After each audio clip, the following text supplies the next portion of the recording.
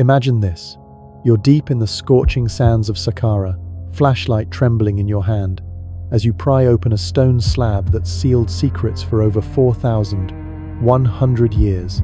The air turns thick, almost electric, and as the chamber reveals itself, your heart stops. No glittering gold, no ancient mummy wrapped in linen, nothing but an empty void staring back at you. But the walls. Oh, the walls are alive with vivid paintings that seem to pulse in the dim light, and rows of hieroglyphs carved so sharply they could cut through time itself.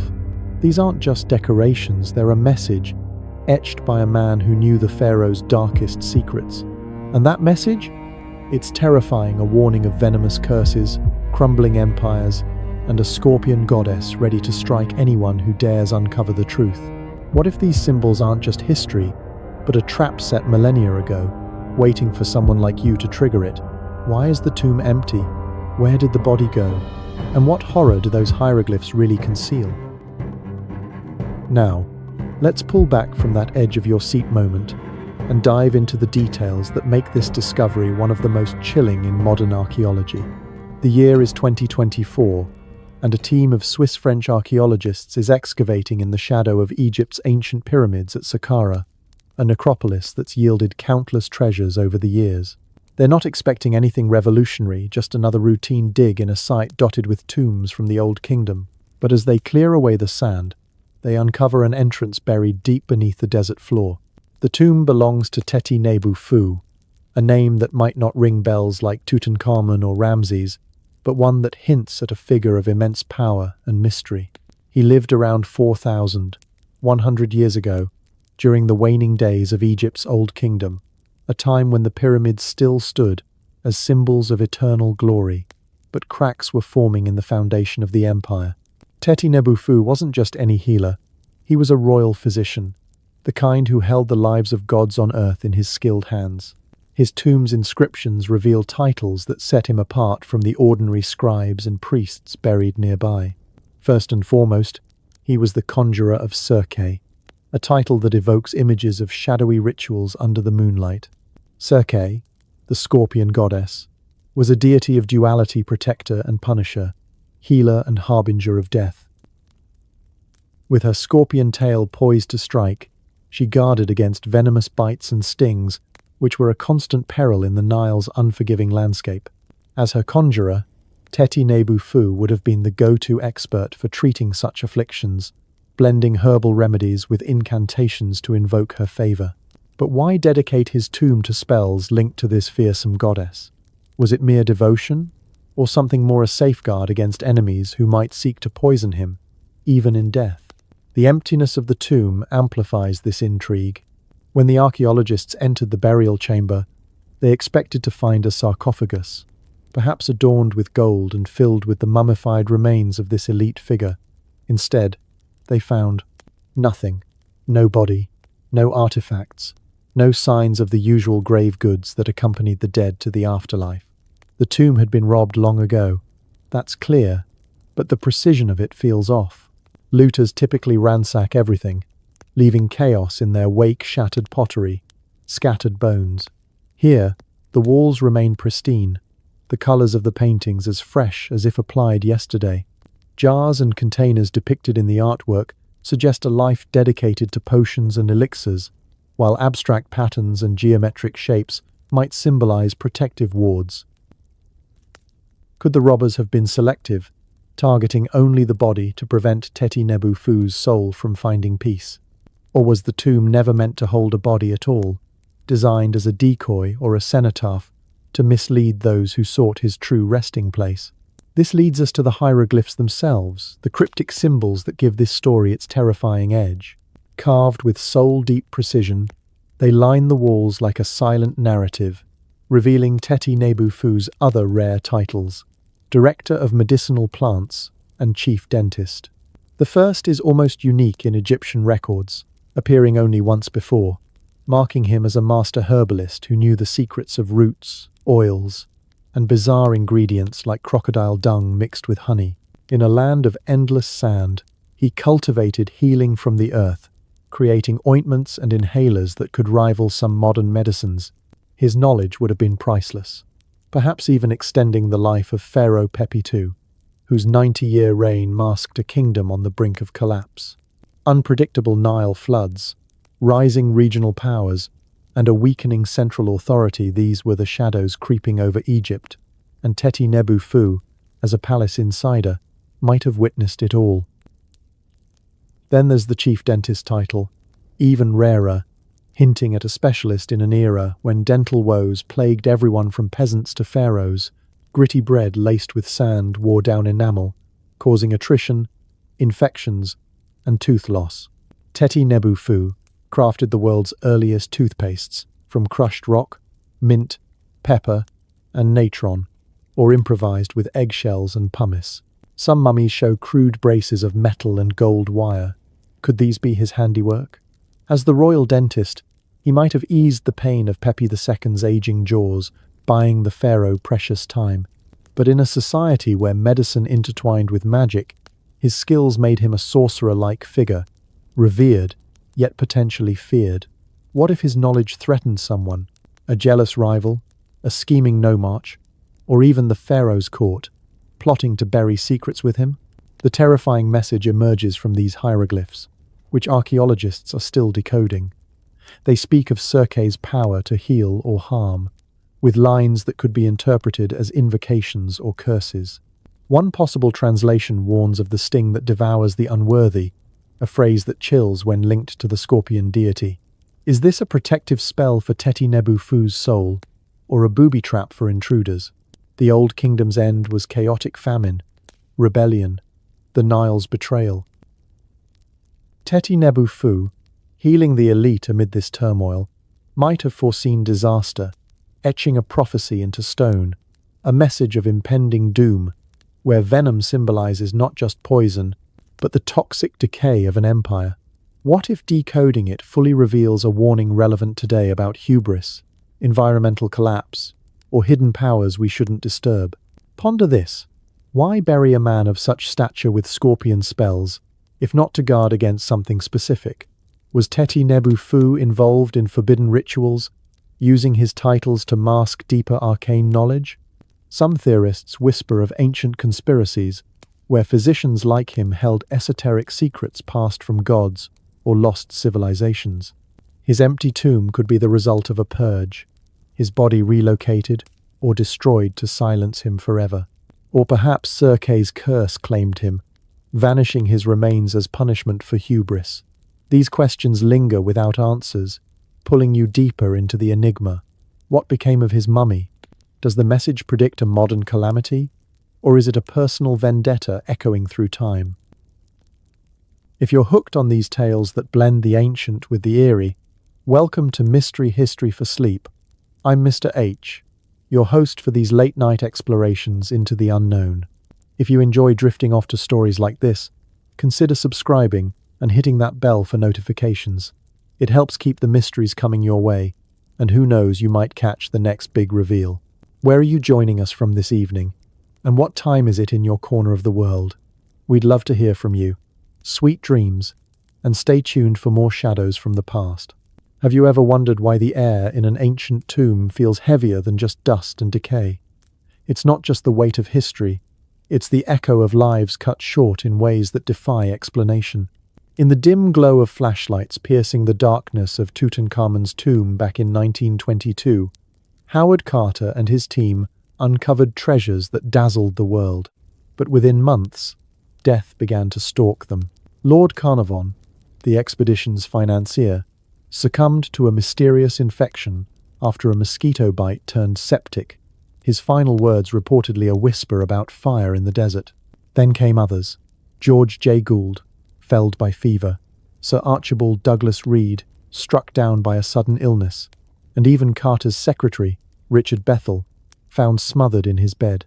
Newspapers screamed headlines of a pharaoh's curse, a supernatural vengeance for disturbing the boy king's eternal rest. But as we peel back the layers in this episode of Mystery History for Sleep, we'll explore if these tragedies were the work of angry gods or something far more insidious and perhaps still lurking in Egypt's sands today. The legend of the pharaoh's curse didn't start with Tutankhamun, though his tomb amplified it into a global obsession. Whispers of such maledictions trace back to the 19th century, when explorers like Giovanni Belzoni cracked open sealed chambers and faced bizarre misfortunes. Belzoni himself described eerie winds and collapsing tunnels, as if the tombs were alive and resentful. By the time Carter's team broke the seal on KV 62-inch The Valley of the Kings, the idea had evolved into a full-blown myth. No actual curse was inscribed on Tut's walls despite what sensational stories claim, but the deaths were real and rapid. 11 people connected to the dig perished within a decade, fueling tales of spectral guardians and divine retribution. What if, though, the curse wasn't a spell, but a silent killer engineered by the ancients themselves? Could the Egyptians have woven protection into their tombs using knowledge we still don't fully grasp? Fast forward to recent years, and science has stepped in to demystify the horror. Researchers have explored high levels of radiation from uranium deposits in the tomb's stone as a possible explanation for the fatalities. Uranium, naturally occurring in Egyptian limestone, decays into radon gas, a colorless, odorless toxin that accumulates in sealed spaces. Inhaled over time, it damages lungs and blood, leading to cancers and infections that mimic a curse. Measurements in Tut's chamber show levels far above safe limits, and similar spikes appear in other sites like Saqqara and Djoser. Imagine, the very rocks chosen for eternity's embrace were slowly poisoning intruders. But here's where curiosity turns to unease. Was this accidental, or did the pyramid builders know? Ancient inscriptions warn of death by a disease no doctor can diagnose, which sounds eerily like radiation sickness. Could these be veiled references to hazards they observed, but attributed to gods? This radiation theory isn't isolated. Studies have linked the deaths to prolonged exposure that weakened immune systems, making victims susceptible to everyday ailments turned deadly. Lord Carnarvon's mosquito bite, for instance, escalated into blood poisoning, possibly exacerbated by radon-compromised health. And it's not just Tut. Similar patterns emerged in other digs. In the 1972, a Polish team opened a 15th-century tomb and suffered. 10 members died within weeks from respiratory issues. Autopsies later pointed to Aspergillus flavus, a fungus thriving in stale tomb air. This pharaoh's curse fungus has taken a twist in recent research. Scientists have genetically modified it to target leukemia cells, turning a killer into a potential cure. The fungus produces molecules that, when tweaked, seek out and destroy cancer without harming healthy tissue. Early tests show promise, but the irony is palpable. A pathogen blamed for ancient deaths might save modern lives. Yet, does this mean the curse was always microbial warfare, hidden in the tombs like a biological booby trap?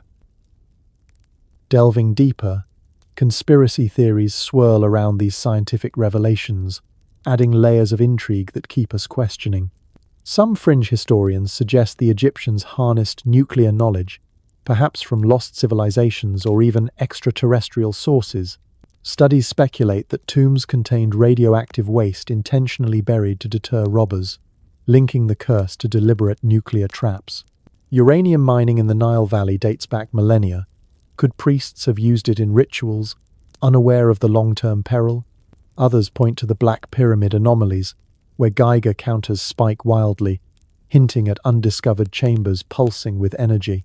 What if the curse inscriptions weren't metaphors but literal safeguards against radiation leaks? And consider the broader pattern. In recent excavations near Thutmose II's tomb rediscovered in 2022, workers reported unexplained illnesses, reviving curse talk amid high radon readings. Is it coincidence, or are we still triggering ancient defenses? Superstition persists despite science, fueled by eyewitness accounts of phenomena that defy rational explanation. During the 1922 Tut dig, workers reported shadowy figures gliding through corridors, tools vanishing, and sudden chills that froze the air.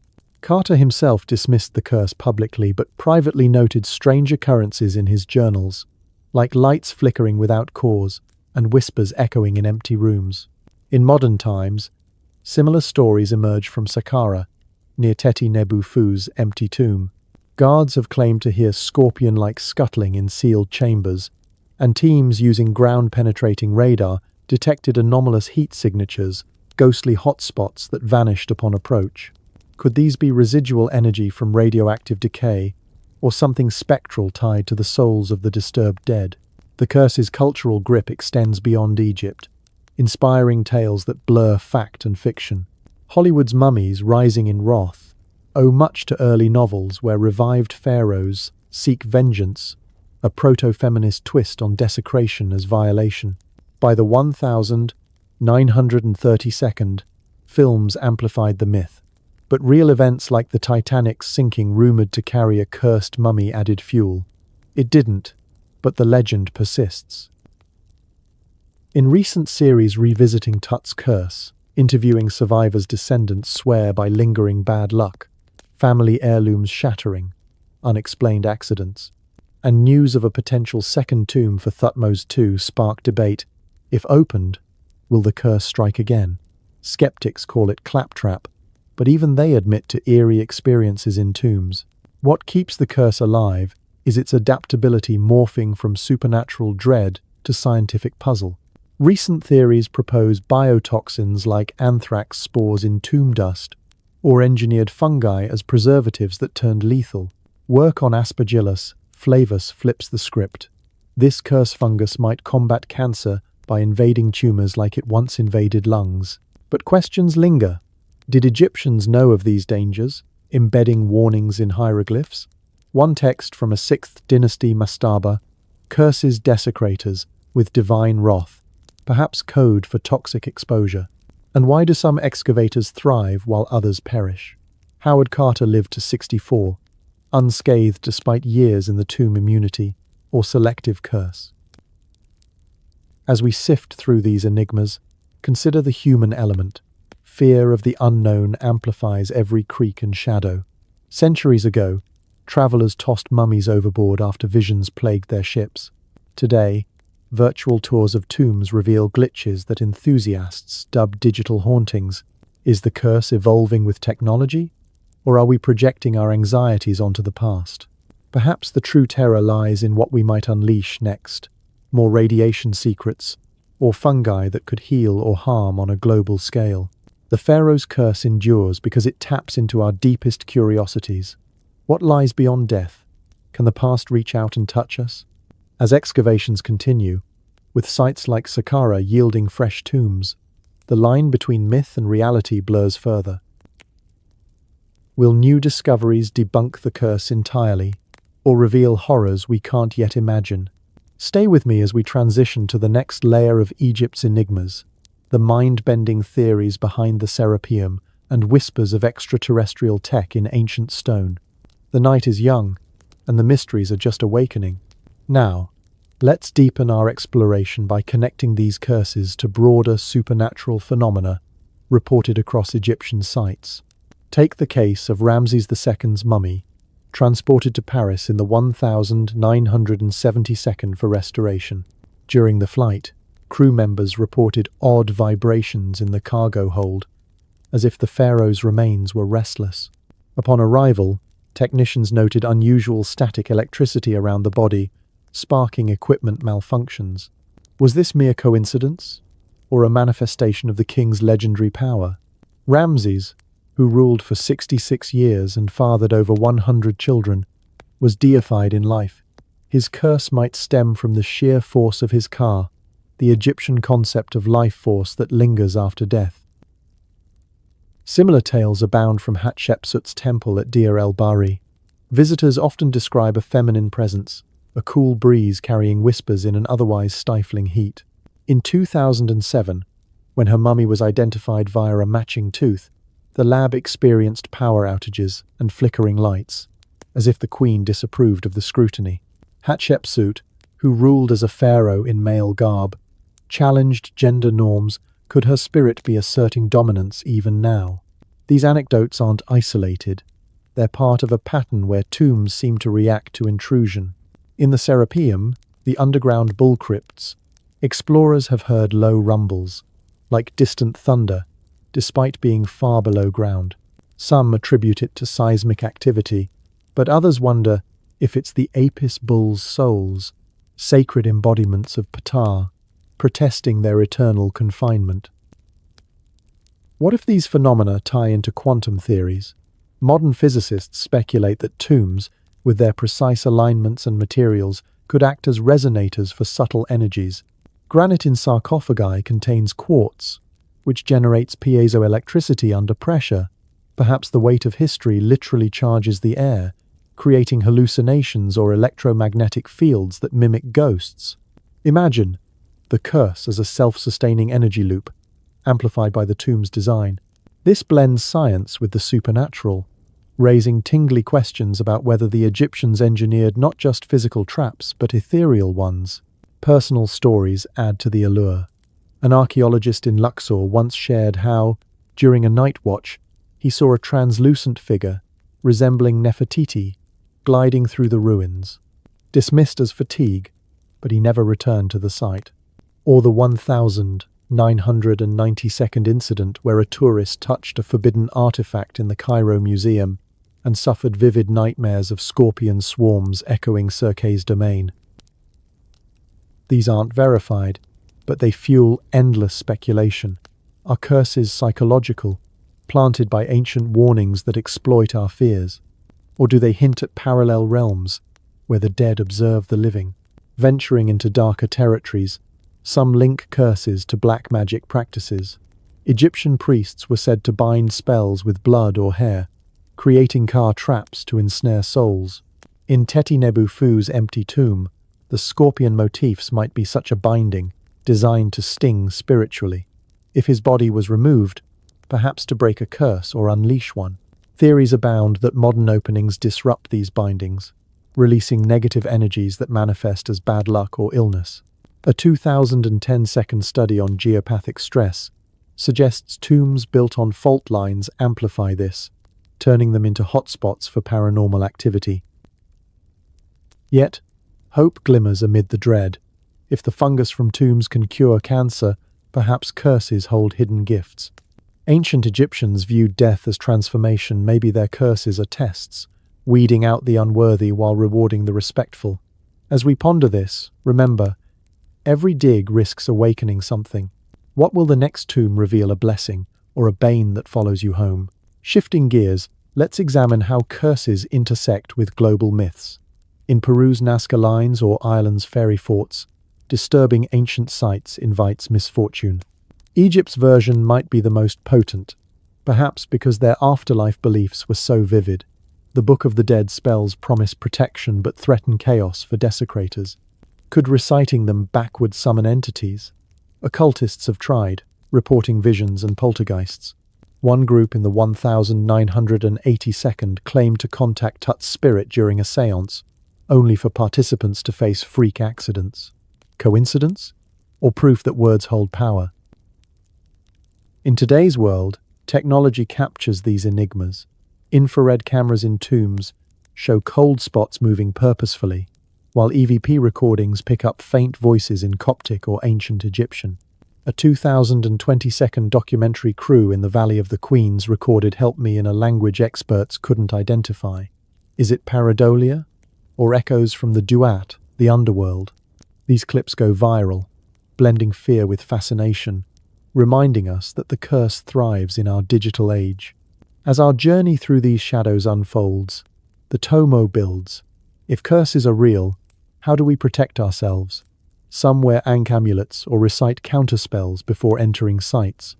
Others argue respect is key. Leave offerings, honor the dead. But for those who've felt the chill, no precaution suffices.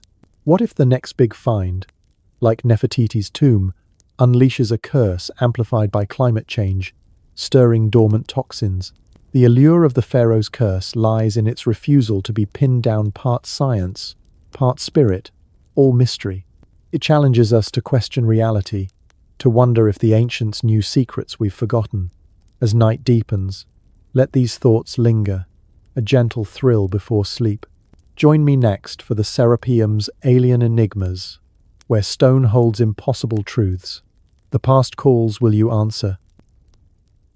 Deep beneath the sun-baked plateau of Saqqara, where the whispers of forgotten pharaohs mingle with the wind, lies a labyrinth that challenges everything we think we know about human ingenuity. The Serapeum, a vast underground complex of tunnels and chambers, stretching like veins through the bedrock, holds secrets that have puzzled scholars for centuries. Discovered in 1850 by Auguste Mariette, this subterranean necropolis wasn't built for kings or queens, but for the sacred Apis bulls, embodiments of the god Ptah. Each bull, chosen for its unique markings, a white triangle on the forehead, a vulture-like shape on its back, a scarab under its tongue, was treated like divinity incarnate during life, pampered in temples with feasts and rituals. Upon death, they were mummified with the same reverence as pharaohs, their massive bodies enshrined in granite sarcophagi weighing up to 80 tons each. I invite you to question, how did ancient Egyptians, with bronze tools and wooden levers, carve, transport, and position these monolithic boxes in pitch-black corridors? And what if the answer points not to human hands, but to technologies from beyond our world? Picture the scene. Mariette, driven by tales of hidden manuscripts, stumbles upon a sphinx head protruding from the dunes. Clearing the sand reveals an entrance to what he called the Serapeum, a 500-foot-long gallery flanked by 24 niches, each housing a sarcophagus so immense it could swallow a modern SUV. These aren't rough-hewn coffins, they're masterpieces of precision engineering, polished to a mirror finish, with corners at perfect 90-degree angles and lids fitting so snugly that not even a sheet of paper could slip between. They defy explanation. The granite came from quarries 500 miles away in Aswan, transported across deserts and rivers, then lowered into chambers below the hallway floor. Rollers and winches were found, suggesting ramps and sand-filling techniques to maneuver them, but the tunnels are narrow, barely wider than the boxes themselves. How did hundreds of workers fit in such confined spaces without light, avoiding even a scratch on the flawless surfaces? The effort for one sarcophagus reportedly took 28 days, repeated 24 times. Yet, when opened, most contained only bull bones and dust. Why such extravagance for animal remains? The mystery deepens when you realize the boxes are far larger than needed for a bull. Some could hold multiple humans comfortably. Were they truly for Apis, or something else entirely? This is where the intrigue escalates, pulling us into realms of speculation that border on the otherworldly. Traditional history credits the Egyptians with remarkable math. They knew pi's approximation, calculated pyramid volumes, and aligned structures with celestial precision. But the Serapeum pushes beyond that. Conspiracy theorists, from Erich von Däniken, in his 1968 book Chariots of the Gods, to modern podcasters, argue these feats required assistance from extraterrestrial visitors. Imagine advanced beings sharing laser-like cutting tools or anti-gravity tech to shape and move the granite. Von Däniken pointed to the seamless joints and uniform polish as evidence of plasma cutters or sonic drills, technologies unknown until the 20th century. Skeptics counter with experiments showing copper saws and sand abrasives could achieve similar results, but those recreations often fail under the Serapeum's constraints. No room for error in dark, cramped tunnels. What if the ancients had help from sky gods, as depicted in temple reliefs showing elongated figures descending from stars? The Apis bull, linked to creation god Ptah, might symbolize hybrid knowledge, earthly strength fused with cosmic wisdom. Fueling these theories are anomalies that science struggles to explain. In the Serapeum's dusty galleries, no soot marks from torches appear on ceilings, implying work in near-total darkness or with unknown light sources. Some suggest bioluminescent fungi or reflective mirrors, but that doesn't account for the precision. Then there's the energy box hypothesis. These sarcophagi weren't tombs but ancient batteries or resonators. Granite's quartz content generates piezoelectricity under pressure. Seal food like barley and meat inside. Let fermentation build CO2, and the resulting force could produce electricity. Piles of stones found atop some lids might have increased pressure, turning the boxes into primitive generators. Proponents link this to Egypt's dendera lights, wall carvings resembling bulbs, suggesting powered tech for underground work. But why bulls? Perhaps their remains provided organic fuel, or the Apis cult masked experiments in energy manipulation. If true, the Serapeum becomes a power plant disguised as a crypt, humming with vibrations that could explain reported rumbles by visitors. Extraterrestrial angles gain traction with comparisons to global megaliths. Peru's Sacsayhuaman walls, with stones fitting like puzzle pieces, or Easter Island's Moai statues, both attributed to alien aid in fringe circles, mirror the Serapeum's impossibilities. In Egypt, the Great Pyramid's descending passage aligns with Polaris around 3000 BCE, the Serapeum's era, hinting at star-based knowledge. UFO enthusiasts cite the Black Knight satellite legend, an alleged alien probe orbiting Earth for 13,000 years, perhaps monitoring sites like this. A 2023 documentary claimed thermal scans of the Serapeum reveal hidden voids emitting unusual heat, possibly active tech residues. Critics dismiss it as geothermal activity, but the tingle remains. What if probes or visitors taught Egyptians to harness frequencies for stone levitation? Acoustic experiments today show sound waves can float small objects. Scale that up with alien amps, and those 80-ton lids become feasible. Let's not overlook the human cost and cultural whispers that amplify the mystery.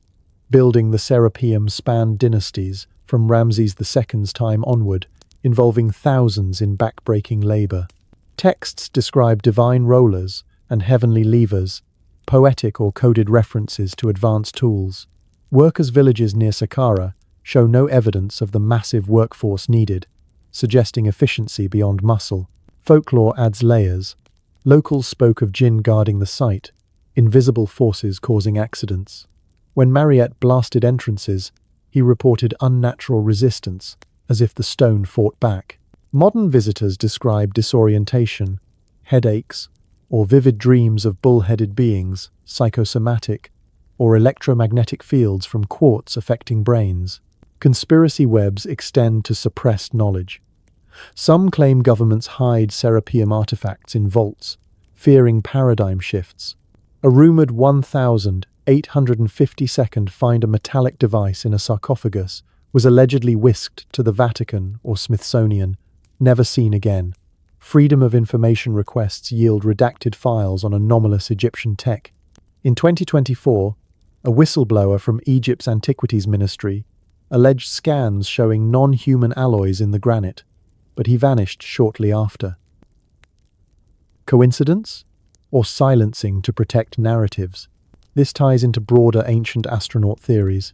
Egyptians' sudden leap from mud bricks to megaliths around 3000 BCE coincides with Sumerian Anunnaki, tales of godlike visitors mining gold. Perhaps the Serapeum stored not bulls, but hybrid experiments, Apis as chimeras blending human, animal, and alien DNA. Counter-arguments deserve airtime, keeping our curiosity balanced. Egyptologists like Zahi Hawass insist on human achievement, ramps, levers, and sheer determination. Recreations at Aswan quarries show granite carving with diorite balls and copper chisels, though scaling to Serapeum sizes strains credibility. The fermentation energy idea, dismissed as pseudoscience, with boxes better explained as symbolic vessels for rebirth. Yet doubts persist why no tool marks inside niches. How did they achieve sub-millimeter accuracy without optics?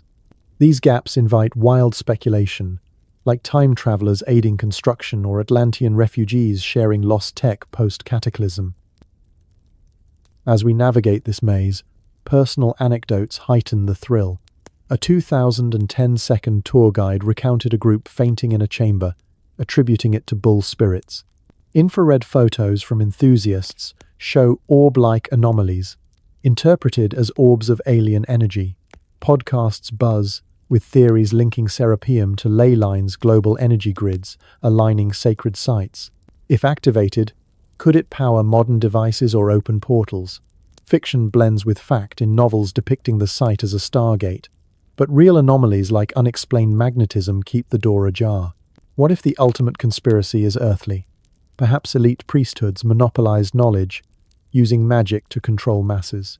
The Serapeum as a vault for forbidden tech sound weapons or crystal oscillators guarded by bull cults.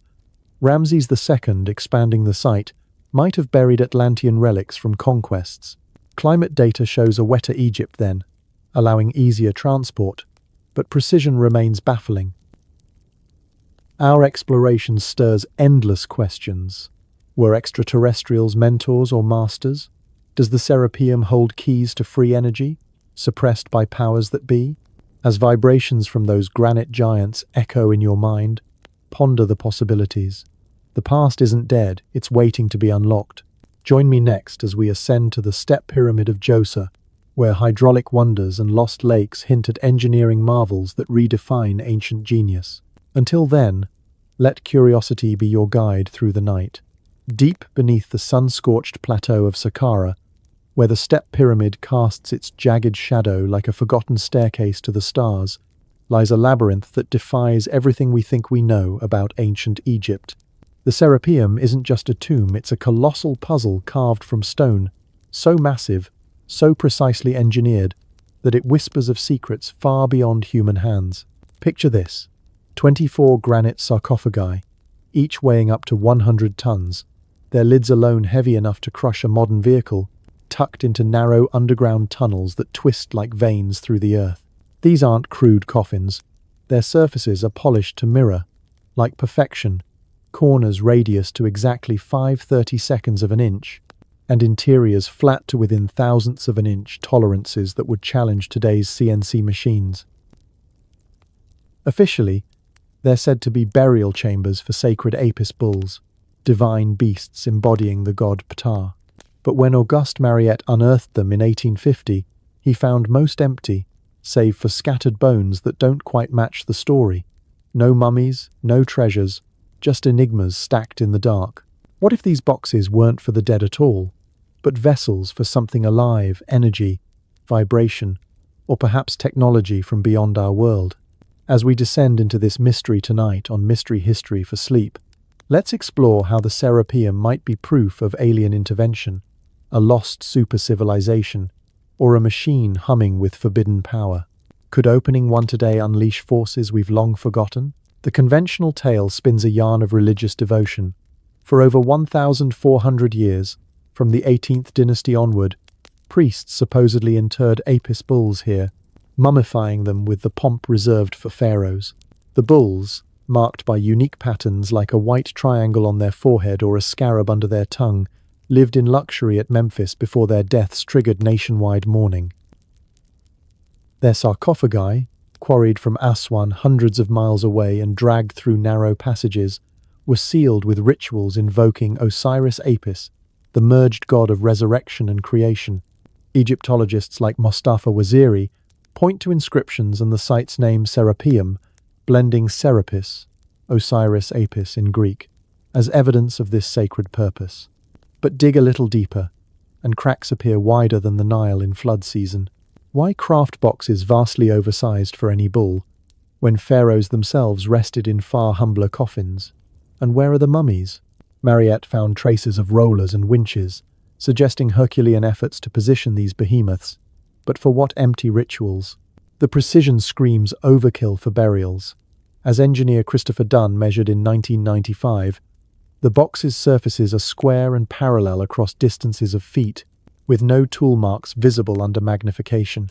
It's as if they were machined, not chiseled by bronze tools. This mismatch fuels wild speculation, but let's ground it in the strange energies pulsing through the site. Granite isn't just rock, it's alive with quartz crystals that generate electricity under pressure, a phenomenon called piezoelectricity. Imagine these sarcophagi as giant batteries. Seal them tight, add vibration from Earth's subtle tremors or Nile floods, and the quartz compresses, sparking charges. Engineer James Brown took a Geiger counter to the Serapeum in 2018 and clocked radiation levels inside the boxes nearly 3 times higher than in the corridor's 38 bursts per minute versus 14. That's not background noise, it's active. Could the ancients have known this, designing the boxes to harness telluric currents, Earth's natural electromagnetic flows? French researcher Paul Moreau studied similar megalithic sites, and found dolmens built from quartz-rich granite amplify energy at dawn, acting like solenoids coils inducing currents from magnetic variations.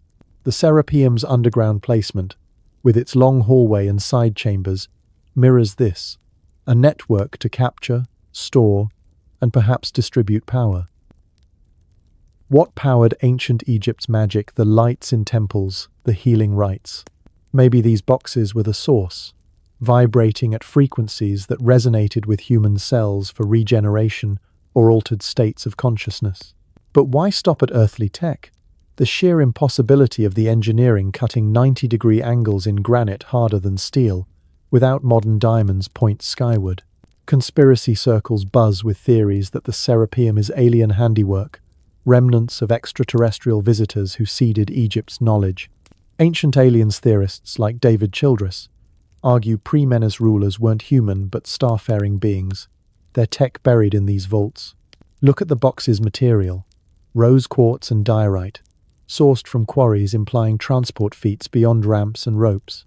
How did workers maneuver 100-ton lids through tunnels barely wider than the boxes themselves, in near darkness without soot from lamps? Fringe historians whisper of anti-gravity devices or sonic levitation, tools left by Anunnaki or other off-world engineers. A 2024 episode of Ancient Aliens dove into this, claiming the sarcophagi's size suits giants, not bulls, perhaps Nephilim tech, angelic alien hybrids from biblical lore. And in 2025 updates, YouTube channels like those discussing the interstellar object 3I, Atlas speculate connections. Radar scans under pyramids reveal hidden structures, possibly linked to Serapeum tunnels, fueling doomsday theories of alien activation by November. Social media amplifies the echo chamber. On X, users like at the Project Unity ran AI prompts through Perplexity in March 2025, yielding theories of the Serapeum as a piezoelectric power generation system. The AI analyzed geoenergetic properties, noting the box's hermetic seals could build pressure, stressing quartz to create charges, perhaps powering the nearby step pyramid. Another post from @Shanake86 August 2025 calls the site's channels liquid memory conduits, a frequency engine for soul migration, tying it to sacred geometry and stellar alignments. @ManuBlue 2 describes fluctuating radio signals from similar artifacts, suggesting active devices like probes. Even at OMA, Proch shares videos of alleged alien spheres in flight, drawing parallels to Serapeum's impossible craft. These discussions aren't fringe anymore, with 2025's interstellar object hype, like 3I, Atlas sparking alien attack rumors. The Serapeum fits into a narrative of hidden tech awakening. What if the boxes are dormant reactors, waiting for a cosmic signal? Skeptics counter with earthly explanations. The precision came from endless labor, with copper saws and abrasives, the emptiness from looting, the radiation from natural uranium in the bedrock.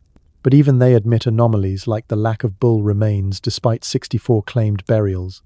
Zahi Hawass, Egypt's antiquities czar, dismisses alien theories as claptrap, yet excavations continue, with 2025 radar surveys hinting at undiscovered chambers beneath saqqara. A TikTok viral in July 2025 imagined aliens emerging from pyramid portals, robes flowing, symbols glowing fiction, but rooted in real intrigue. Quora threads from January 2025 debate. If Egyptians couldn't build pyramids without help, why not the Serapeum? One user quips we're all aliens created by a non-Earth entity, flipping the script. Yet the tingle of possibility persists. What if the Apis cult was a cover, the bull's symbolic stand-ins for energy rituals? The Serapeum's coordinates align with Nile hydrology, perhaps channeling water for hydrodynamic pressure on the quartz. Flood debris in tunnels suggests ancient cataclysms did a deluge short-circuit this planetary circuit board, as one X-post calls it. And consider the broader Egyptian tech mysteries, Dendera's light bulbs, Baghdad batteries parallels. In 2025, with AI decoding hieroglyphs faster, new translations might reveal vibrating stones or starfire in Serapeum texts. As shadows lengthen in our mental descent, questions cascade. Were the boxes alien gifts, teaching Egyptians to tap cosmic power? Or remnants of Atlantis, a pre-flood civilization whose survivors built saqqara? If we crack one open today safely, with modern tools, what might hum to life? Radiation spikes, sonic booms, or a signal to the stars? The Serapeum stands as a testament to forgotten genius, challenging us to wonder if we're ready for its truths. This subterranean enigma bridges to our next delve, the hydraulic secrets of Djoser's pyramid, where water might have powered impossible feats or hidden portals to other realms. Stay tuned, dreamers. The night's revelations are far from over. Imagine the thrill of standing atop the windswept sands of saqqara, gazing at a structure that defies the passage of millennia, the Step Pyramid of Djoser, Egypt's first true pyramid, rising in jagged tiers like a colossal staircase to the heavens. But what if I told you that beneath its sun-bleached limestone facade lies a network of secrets more intricate than the visible steps above? For years, we've marveled at how this 4,700-year-old monument, towering 200 feet with its 7 layers, was erected during the Third Dynasty under Pharaoh Djoser and his visionary architect Imhotep. Traditional tales speak of ramps, levers, and sheer human willpower, hauling 660-pound blocks into place.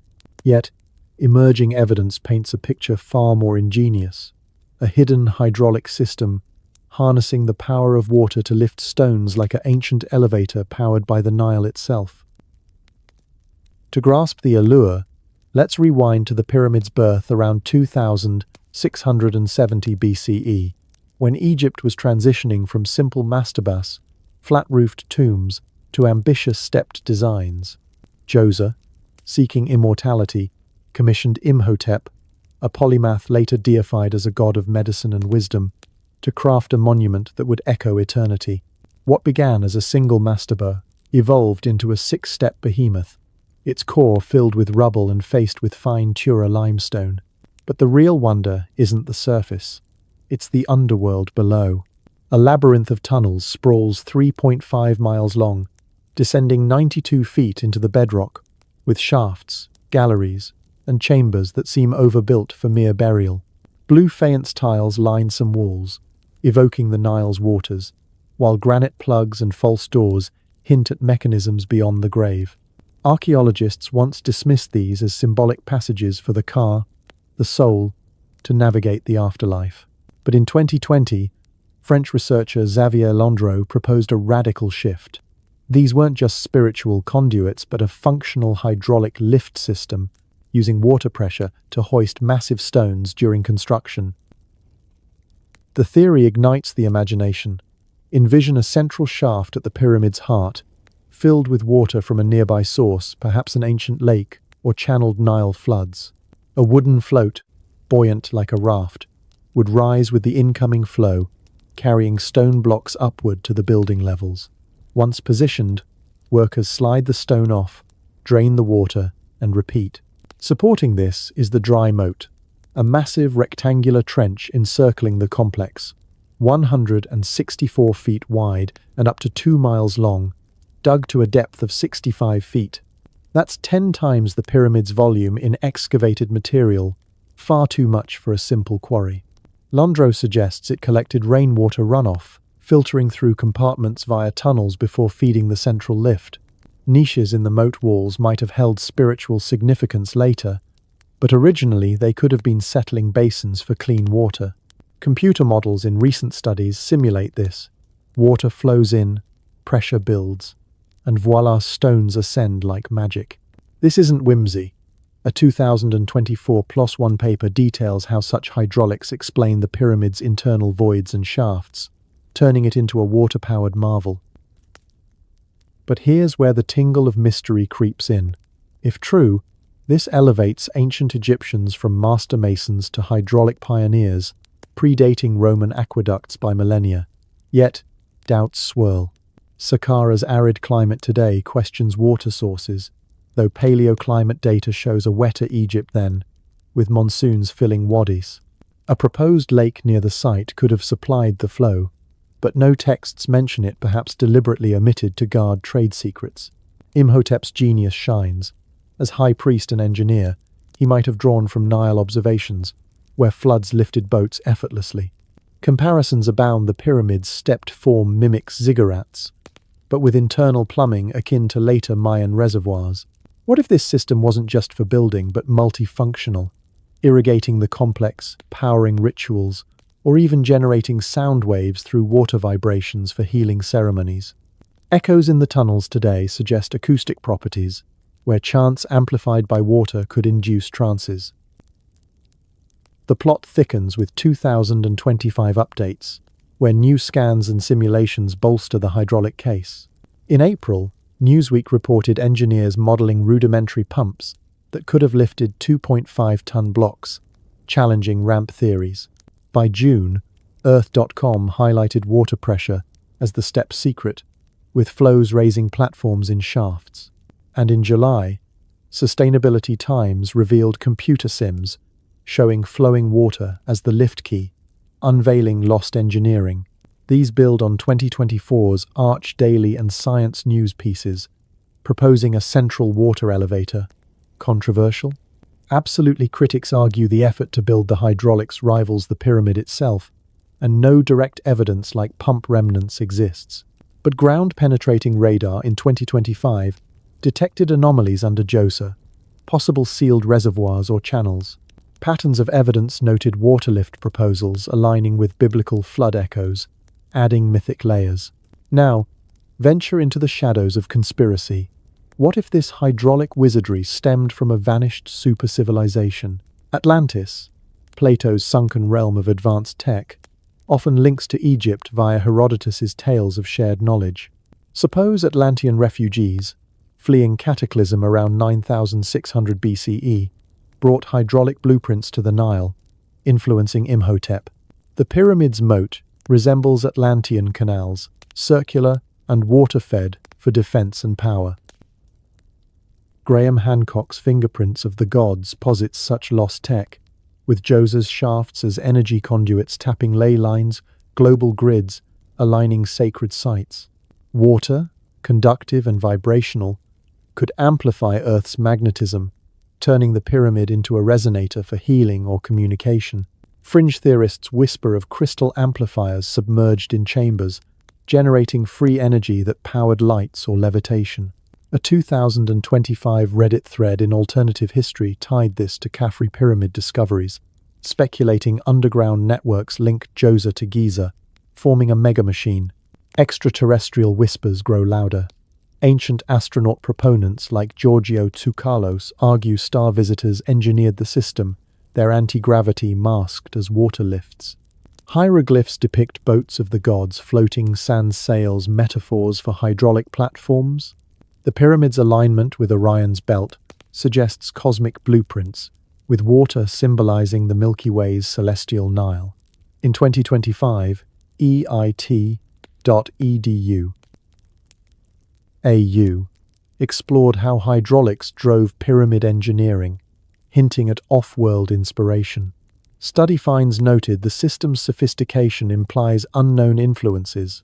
What if probes from ancient aliens seeded this tech, monitoring from afar? UFO sightings near Saqqara, glowing orbs in 2024, reports fuel speculation of active surveillance. Personal encounters add chills. Divers in nearby quarries report submerged tunnels leading toward Djoser, with eerie currents pulling them in. A 2023 expedition claimed sonar hits on man-made voids under the moat, possibly reservoirs. Guards whisper of nocturnal floods, water rising inexplicably in shafts, as if the system reactivates under full moons. Paranormal investigators detect EMF spikes, attributing them to residual energy from water flows. One theory: the pyramid as a geothermal pump, using underground heat to vaporize water for steam power, predating industrial revolutions. Critics abound. Ramps suffice for smaller Djoser blocks, and no waterproof linings survive.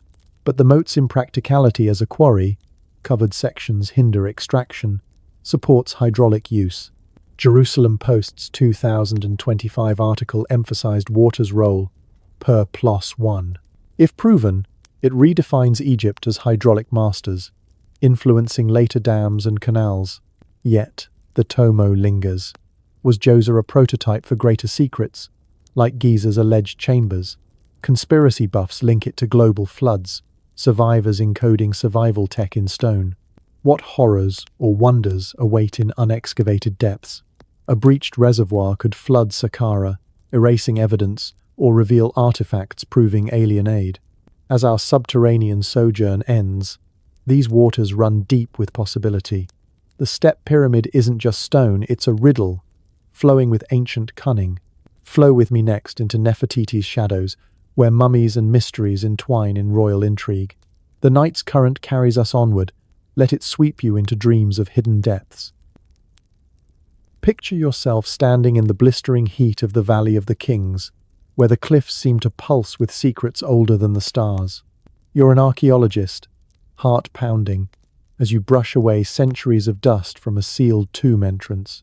Whispers of a queen's name echo in your mind, Nefertiti, the enigmatic beauty whose face has haunted history for 3,400 years.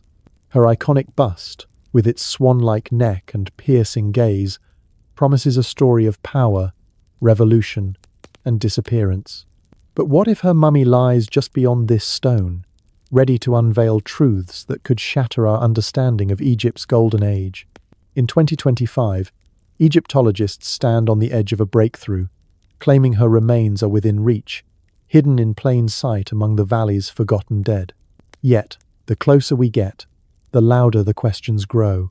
Was Nefertiti a divine ruler, a cosmic emissary, or a victim of a conspiracy so vast it erased her from eternity? Nefertiti's name, meaning "the beautiful one has come," carries an air of destiny. Around 1353 BCE, during Egypt's 18th dynasty, she emerged as the great royal wife of Akhenaten, the pharaoh who dared to rewrite the gods. Together, they turned Egypt upside down, abandoning the old pantheon for a single deity, the sun disk Aten. Nefertiti wasn't just a consort, she was a force, depicted in temple reliefs wielding a mace against enemies, driving chariots, and wearing the blue shepherish crown of kings. Some carvings show her as tall as Akhenaten, her presence commanding, almost divine. She bore 6 daughters, including Ankhesenemon, who later married Tutankhamun, tying her to the boy king's legacy. But around year 12 of Akhenaten's reign, her name vanishes from records. No death, no tomb, no explanation, just silence. Did she perish in a plague that swept Amarna, their utopian city? Was she exiled for challenging her husband's radical faith? Or did she ascend to the throne herself, ruling as Smenkhkare, a mysterious pharaoh some believe was Nefertiti in disguise? The hunt for her mummy is a saga of tantalizing clues and maddening dead ends. In 2003, Joanne Fletcher pointed to the younger lady in tomb KV 35, found alongside Queen Ta and a boy, possibly Tut's brother. The mummy's regal bent-arm pose, shaved head, and facial features echoed Nefertiti's bust. But 2010 DNA tests threw a curveball. The younger lady was Tut's mother and Akhenaten's sister, not Nefertiti, revealing incestuous royal ties but no queen. Undeterred, Zahi Hawass, Egypt's archaeological showman, has fueled 2025 with bold claims. He insists Nefertiti's mummy is among 2 unnamed females in KV35, KV35 Ampere, and KV35b, or perhaps in a hidden chamber near Tut's tomb. Advanced CT scans and DNA sequencing are his tools, promising to match genetic markers to Tut's lineage, or even hair samples from Berlin's bust. Last year, Hawass teased on social media that 2025 would be the year, with muon tomography using cosmic particles to detect voids, hinting at undiscovered spaces in KV35. Could one hold Nefertiti, her body wrapped in Aten's golden rays, waiting to reclaim her story? The stakes are sky high, and the theories are wilder still. Nefertiti's erasure from history sparks whispers of a grand conspiracy. After Akhenaten's death, his monotheistic experiment crumbled. Horemheb, a later pharaoh, defaced Amarna's temples, chiseling out Nefertiti's name as if to obliterate her legacy. Was she a threat? A female ruler too powerful for Egypt's patriarchal priests? Some historians propose she ruled as Smenkhkare, steering the empire back to orthodoxy before Tut took the throne. Her daughter's prominence suggests she held sway, perhaps from exile or under a new identity. But what if her disappearance was deliberate, her mummy hidden to protect a secret? The Amarna letters, diplomatic texts, mention a great royal wife wielding influence. Could Nefertiti have orchestrated Egypt's politics from the shadows, only to be buried in obscurity to avoid rebellion? Then there's the extraterrestrial angle, where the imagination soars to cosmic heights. Nefertiti's bust, with its elongated skull and unearthly proportions, fuels speculation of alien ancestry. Ancient astronaut theorists argue she and Akhenaten were hybrids. Their Aten worship a nod to solar beings from the stars. Her perfect features, symmetrical to a fault, resemble descriptions of grey aliens, and her sudden rise suggests otherworldly guidance. Did she vanish because she was recalled to the cosmos, her mummy a relic of genetic experiments? A 2023 scan of the bust revealed a hidden face beneath the stucco, less idealized, hinting at a cover-up perhaps to mask non-human traits. Fringe forums buzz with claims that governments, fearing a paradigm shift, suppress DNA results from KV mummies that might show alien markers. If Nefertiti's body is found, will it reveal a genome that doesn't quite match ours? The supernatural adds a shiver to the chase. Amarna, Akhenaten's abandoned city, hums with eerie tales. Visitors report jasmine-scented breezes and visions of a crowned woman gliding through ruins. In 2024, a dig volunteer swore Nefertiti appeared in a dream, pleading for her rest to remain undisturbed, her Aten amulet glowing in the sand by morning. Paranormal investigators detect electromagnetic spikes near KV-35, where mummies lie, as if the her life force resists intrusion. Egyptian folklore warns of vengeful spirits tied to royal tombs, and Nefertiti, a revolutionary, might carry a curse fiercer than Thutmose and Thutmose. When her bust was excavated in 1912, workers reported tools vanishing and whispers in Coptic, as if she disapproved of her journey to Berlin. Could finding her mummy awaken a spiritual storm, or worse, a microbial plague from Amarna's pestilent past?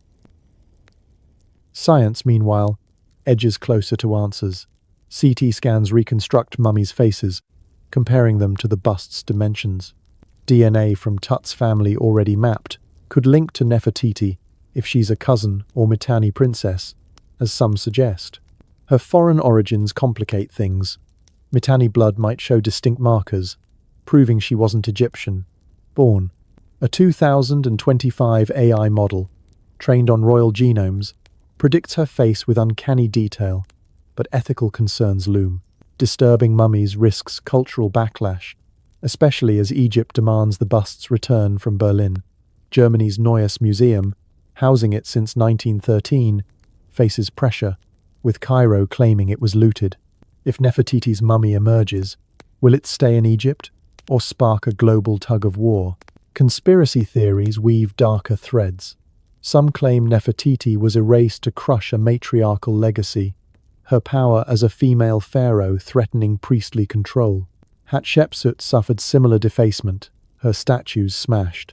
Did Horemheb's men hide Nefertiti's mummy to bury her influence, or was it moved by loyalists to a secret cache?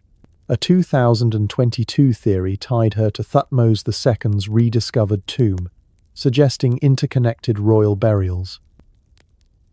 Others speculate she fled to Nubia, her tomb disguised as a lesser noble's to evade enemies. On X, posts swirl about suppressed finds metallic artifacts in KV-35, allegedly whisked to secret vaults, hinting at tech she wielded. A 2025 whistleblower claimed scans showed non-human alloys in a mummy's jewelry, but the story vanished, fueling cover-up tales. Personal encounters ground the mystery in human awe. A Cairo museum guard in 2023 swore he saw Nefertiti's bust blink under moonlight, its quartz eyes glinting. Tourists at Amarna report dizziness near her temple, as if her presence lingers. A 2022 podcast recounted a psychic contacting her spirit, claiming she guards a solar key to unlock Egypt's lost wisdom. Whether psychosomatic or paranormal, these stories amplify her mystique. If her mummy is found, DNA could confirm her as Tut's mother or stepmother, reshaping royal trees. Her health, perhaps weakened by plague, might mirror Tut's ailments, like malaria or bone disorders. The search for Nefertiti is a dance of hope and dread. Finding her could reveal Akhenaten's downfall, expose inbreeding's toll, or validate her as a pharaoh queen. But it risks stirring curses, biological or spiritual. What if her tomb holds Aten relics, proof of cosmic contact or forbidden texts? The Valley of the Kings, with its unexcavated corners, teases possibilities. Will we meet her gaze, or find another empty chamber, her final jest? As we drift through this royal enigma, Nefertiti's shadow beckons. Her beauty endures, but her secrets burn brighter. Stay with me for our next plunge into Egypt's arcane medicine, where Teti Nebu's potions blur science and sorcery. If Nefertiti's mysteries have you captivated, stick around for more ancient secrets on Mystery History for Sleep. A quick tap to subscribe and ring that bell will keep you in the loop for our next dive into Egypt's shadows. Where are you listening from this evening? And what time is it in your enigmatic world? We'd love to hear from you. Sleep well, and let the Queen's enigma linger in your dreams. Have you ever paused to consider the fragile line between life and death in a world without antibiotics, x-rays, or even basic anesthesia? Picture an ancient Egyptian healer, cloaked in linen under the flickering light of an oil lamp, bending over a patient, writhing in pain from a scorpion sting. With one hand, he applies a poultice of honey and acacia gum. With the other, he chants invocations to Circe, the scorpion goddess, weaving science and sorcery into a single thread. Was this mere superstition? Or did the Egyptians tap into a profound understanding of the body that blurred the boundaries between empirical knowledge and mystical forces?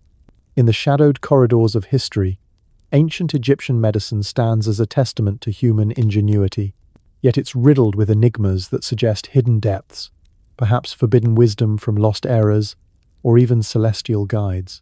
Could their secrets hold cures we've yet to rediscover, or warnings about meddling with forces beyond our grasp? Let's journey back to the Nile's cradle and explore if this was science, magic, or something eerily in between. The Egyptians didn't just survive in a harsh desert realm, they thrived, building a civilization where health was intertwined with the divine order of Ma'at, balance and truth. From as early as 3000 BCE, their medical papyri, like the Edwin Smith and Ebers scrolls, document a system astonishingly advanced. These weren't vague remedies, they were detailed treatises on anatomy, surgery and pharmacology, often based on observation rather than blind faith. Take surgery, for instance.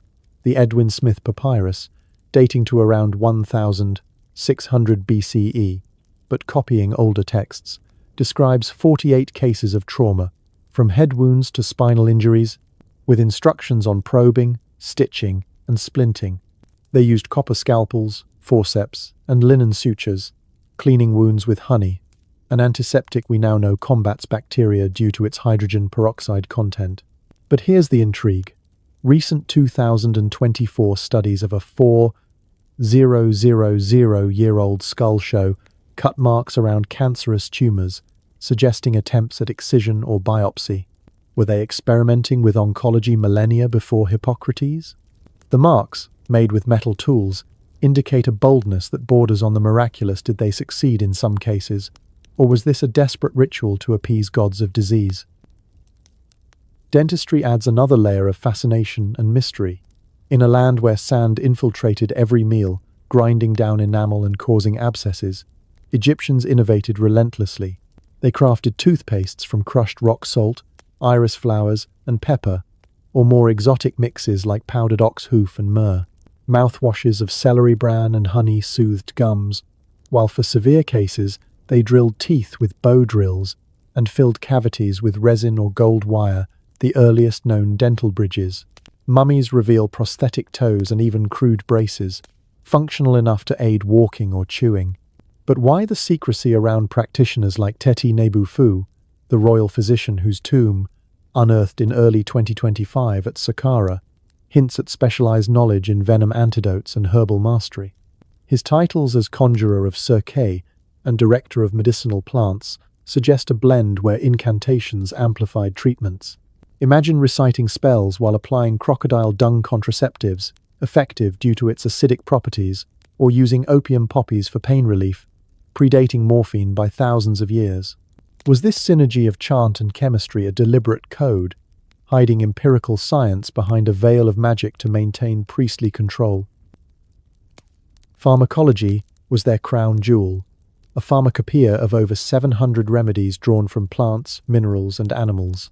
Willow bark for fevers, salicylic acid, precursor to aspirin, garlic for infections, allicin's antibacterial punch, and castor oil. As a laxative, these weren't random. They observed effects meticulously. The Ebers Papyrus lists treatments for diabetes, using honey to manage symptoms, heart conditions, with foxglove-like plants containing digitalis, and even baldness, a mix of fats and herbs. Obstetrics shone too. They used birth stools, monitored pregnancies with urine tests on barley, an early pregnancy detector, and employed pessaries for contraception. Yet, the mystical undercurrent persists. Healers invoked Thoth for wisdom, or Sekhmet for plagues, believing illness stemmed from evil spirits or divine displeasure. A remedy for migraines might include drilling the skull to release demons' trepanation, evidenced in skeletons or binding spells to wards. This duality raises tantalizing questions. Did their magic enhance placebos, boosting recovery through belief, or tap into psychosomatic forces we dismiss today? The enigma deepens with their anatomical knowledge, gleaned not from dissections taboo due to mummification beliefs, but from embalming and battlefield wounds. They understood the heart's centrality, though mistaking it for the mind's seat, and mapped pulse points, diagnosing via vessels carrying air, blood, and mucus. Prosthetics like the Cairo toe, a 3,000-year-old wooden digit with leather straps, show empathy for the disabled, functional enough for walking.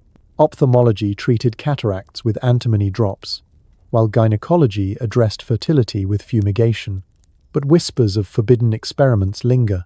A 2025 genome sequencing of ancient Egyptian DNA, the oldest yet from the Nile, reveals genetic adaptations to diseases like malaria, suggesting selective breeding or herbal interventions shaped populations. Could this imply eugenics, or alien genetic tinkering, as fringe theorists claim? Conspiracy theories swirl like Nile mists, proposing Egypt's medicine stemmed from extraterrestrial or Atlantean sources. Imhotep, deified as medicine's god, is cast as an alien emissary, his knowledge too advanced for the era. The Kahun Papyrus details hysterectomies and tumor removals. Did star visitors share laser-like tools or biotech? Atlantis links surface in Plato's accounts, where survivors allegedly fled to Egypt, bringing hydraulic and healing arts. Suppressed papyri, rumored in Vatican vaults, might detail life extension elixirs using Nile silt and mercury, echoing alchemical pursuits. In 2025, the discovery of Teti Nebu's tomb reinforces this. His role in treating Pepi II's court suggests access to elite, perhaps hidden, lore. What if their magic was advanced nanotech or frequency healing, disguised as spells to control the masses? Modern revivals like using honey in wound care or papyrus-derived anti-inflammatories hint at lost potentials, but why the gaps in records? Perhaps priests hoarded knowledge, fearing dilution of power. Superstition and phenomena add eerie flavor. Mummies show healed fractures and set bones, but tales of resurrections via incantations persist. Placebo miracles or bioelectric stimulation. Sekhmet's plague arrows might describe viruses, her cures herbal vaccines.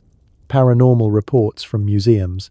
Handling medical artifacts causes dizziness or visions of healers. A 2024 incident at the British Museum saw a papyrus exhibit trigger allergic reactions, as if ancient molds cursed viewers. Could embalming resins hold psychoactive compounds, inducing trances for diagnosis? The line blurs further with psychiatry. They treated heart sickness, depression, with talk therapy and herbs, predating Freud. Institutions formalized this blend. Medical schools at Heliopolis trained both sexes, with specialists in eyes, teeth, or hidden diseases, mental health.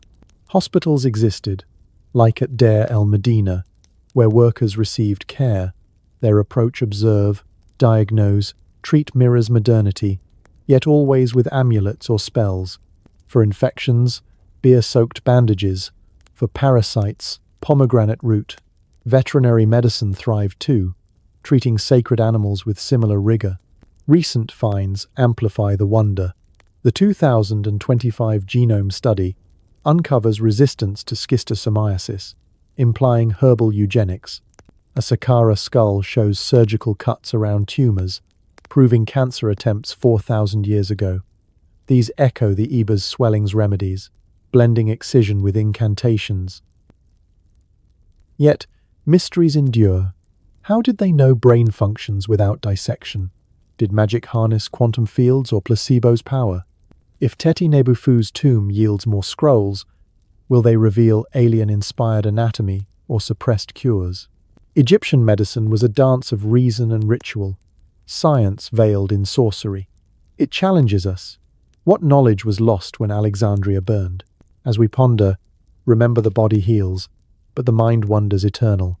This arcane blend leads us to ancient dentistry's gritty truths, where pain met innovation in unexpected ways. Let these healing echoes soothe you into slumber's embrace. Picture the sting of a gritty bite into fresh-baked bread, where every chew grinds not just flour, but invisible specks of desert sand into your teeth, wearing away the protective enamel like time erodes stone. In ancient Egypt, this was no rare mishap, it was daily life, a silent torment that turned smiles into sources of agony for pharaohs and peasants alike. Yet, from this gritty reality emerged a field of healing so innovative, so strangely effective, that it blurs the line between primitive survival and uncanny foresight. With recent 2025 discoveries peeling back layers from mummified jaws, we're uncovering treatments that feel eerily modern: gold wires, bridging gaps, pastes battling decay, and perhaps even hidden knowledge that whispers of forbidden sources. But what strange forces drove these innovations? Were they born of desperate necessity, divine inspiration, or something more otherworldly? As we explore these dental enigmas, let's ponder, could the Egyptians' solutions hold cures we've overlooked, or curses tied to the very sands that plagued them? Life along the Nile was a double-edged sword for oral health. The fertile floodplains provided abundant grains, but baking bread on stone querns, mixed in quartz particles from the desert winds, turning loaves into unwitting abrasives. This attrition, as modern experts call it, wore down enamel relentlessly, exposing dentin and inviting infections that could fester into abscesses or jaw-destroying osteomyelitis. X-rays of mummies reveal rampant cavities, lost teeth, and even arthritis in the temporomandibular joint from constant grinding. A 2025 study from the University of Manchester analysed over 100 mummified skulls, finding that 70% showed severe wear by age 30, far worse than in other ancient cultures. Pharaohs weren't spared. Ramses II's mummy displays gum disease so advanced it might have contributed to his death at 90, his once mighty jaw riddled with holes. But here's the intrigue. Despite this epidemic, Egyptians didn't resign to toothless fates. They fought back with ingenuity that feels almost prophetic, crafting remedies and tools that echo today's dentistry. Their arsenal began with prevention, in the form of the world's earliest toothpastes. Recipes from the Ebers papyrus, dating to 1550 BCE, describe pastes made from crushed rock salt, mint leaves, iris flowers, and pepper ingredients that scrubbed away plaque while freshening breath. Another formula mixed powdered ox hooves, ashes, and honey, creating a gritty polish that, while harsh, combated bacteria. Natron, the salty mineral used in mummification, featured prominently, its alkaline properties neutralizing acids, much like modern fluoride. But the oddities mount. One remedy involved mouse bones and urine, applied to aching gums. Was this folklore? Or did they observe antimicrobial effects in such bizarre concoctions? A 2025 analysis by BYU researchers on mummified teeth revealed preserved oral microbiomes, showing bacteria like Streptococcus mutans. The culprit behind cavities were kept in check by these pastes, suggesting the Egyptians intuitively targeted biofilms long before microscopes. Imagine the alchemical trial and error. Healers grinding herbs under starlit skies, testing mixtures on willing subjects, all while invoking Thoth for wisdom. For those beyond prevention, interventions grew bolder. Mouthwashes of celery bran, rock salt, and honey-soothed inflamed gums, their astringent qualities reducing swelling. But the real marvels were restorative. Mummies from the Middle Kingdom show drilled teeth filled with linen and resin, primitive root canals to drain abscesses, gold wires wrapped around loose teeth acted as splints, while bridges of ivory or bone replaced missing nests, evidenced in a 2024 find at Abu Sir, where a noble's jaw held a gold-wired prosthesis. These weren't decorative. CT scans confirmed they were functional, allowing chewing despite loss. Trepanation occasionally extended to jaws, boring holes to relieve pressure from infections. And for pain, opium-laced beer or mandrake root provided relief, narcotics that dulled senses during procedures. Enter Teti Nebu, the shadowy figure whose 2025 tomb discovery at Saqqara casts new light on this craft. As chief dentist, a title rarer than Pharaoh's gold, he specialized in royal mouths, perhaps tending Pepi II's aging teeth during his 90-year reign. His tomb's hieroglyphs depict jars of ointments and tools, hinting at elite techniques lost to time. Was he extracting teeth with forceps, or using spells to numb pain? The enigma deepens. Why so few dental specialists mentioned? Perhaps dentistry was sacred, tied to Osiris's resurrection teeth, symbolizing rebirth, as in spells invoking eternal bites. A 2025 Frontiers study on 4,000-year-old teeth from Southeast Asia showed betel nut chewing, but Egyptian parallels exist with acacia gum, staining teeth red in mummies, possibly for ritual or antimicrobial purposes. These innovations weren't isolated. They wove into a holistic system where dentistry intersected magic. Healers believed teeth connected to the heart via metu vessels, imbalances causing migraines or heart issues, echoing modern meridian theories in acupuncture. Spells from the Book of the Dead protected teeth in the afterlife, while amulets of BEs warded off pain. But strange phenomena persist. Mummies with inexplicably preserved teeth, enamel intact despite diets, suggest unknown preservatives.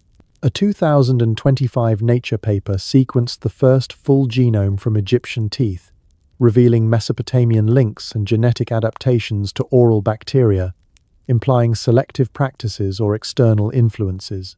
Did trade bring foreign knowledge, or something more? Conspiracy whispers elevate the oddity.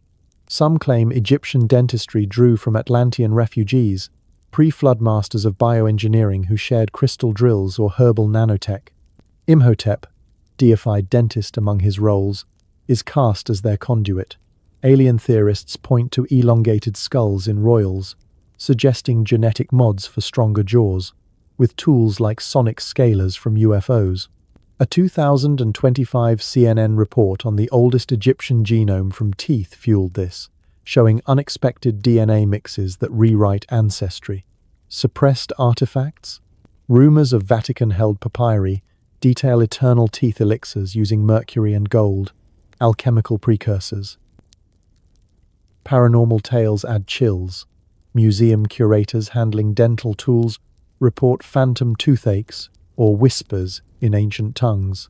A 2024 incident at the Egyptian Museum saw a gold bridge exhibit trigger migraines in viewers, as if cursed. Is it psychosomatic or residual energy from rituals? Folklore tells of dentists invoking Anubis to bind the bite, spells that allegedly healed overnight. Modern echoes intrigue. Honey-based pastes inspire antibiotics, while natron influences mouthwashes. A 2025 Smithsonian article highlighted genome sequencing from teeth, offering insights into diet and disease. But gaps remain. How did they align bites without orthodontics? Crude braces on mummies suggest yes, perhaps for aesthetics or speech. Teti Nebu Fu embodies the puzzle. His rare title implies specialized guilds, guarding secrets amid the Old Kingdom's fall. Did he treat Pepe's teeth with lost alloys, or use Circuit's venom for anesthesia? His empty tomb teases more, perhaps scrolls await, revealing dentistry's dark side, like mercury poisoning or ritual sacrifices for perfect smiles.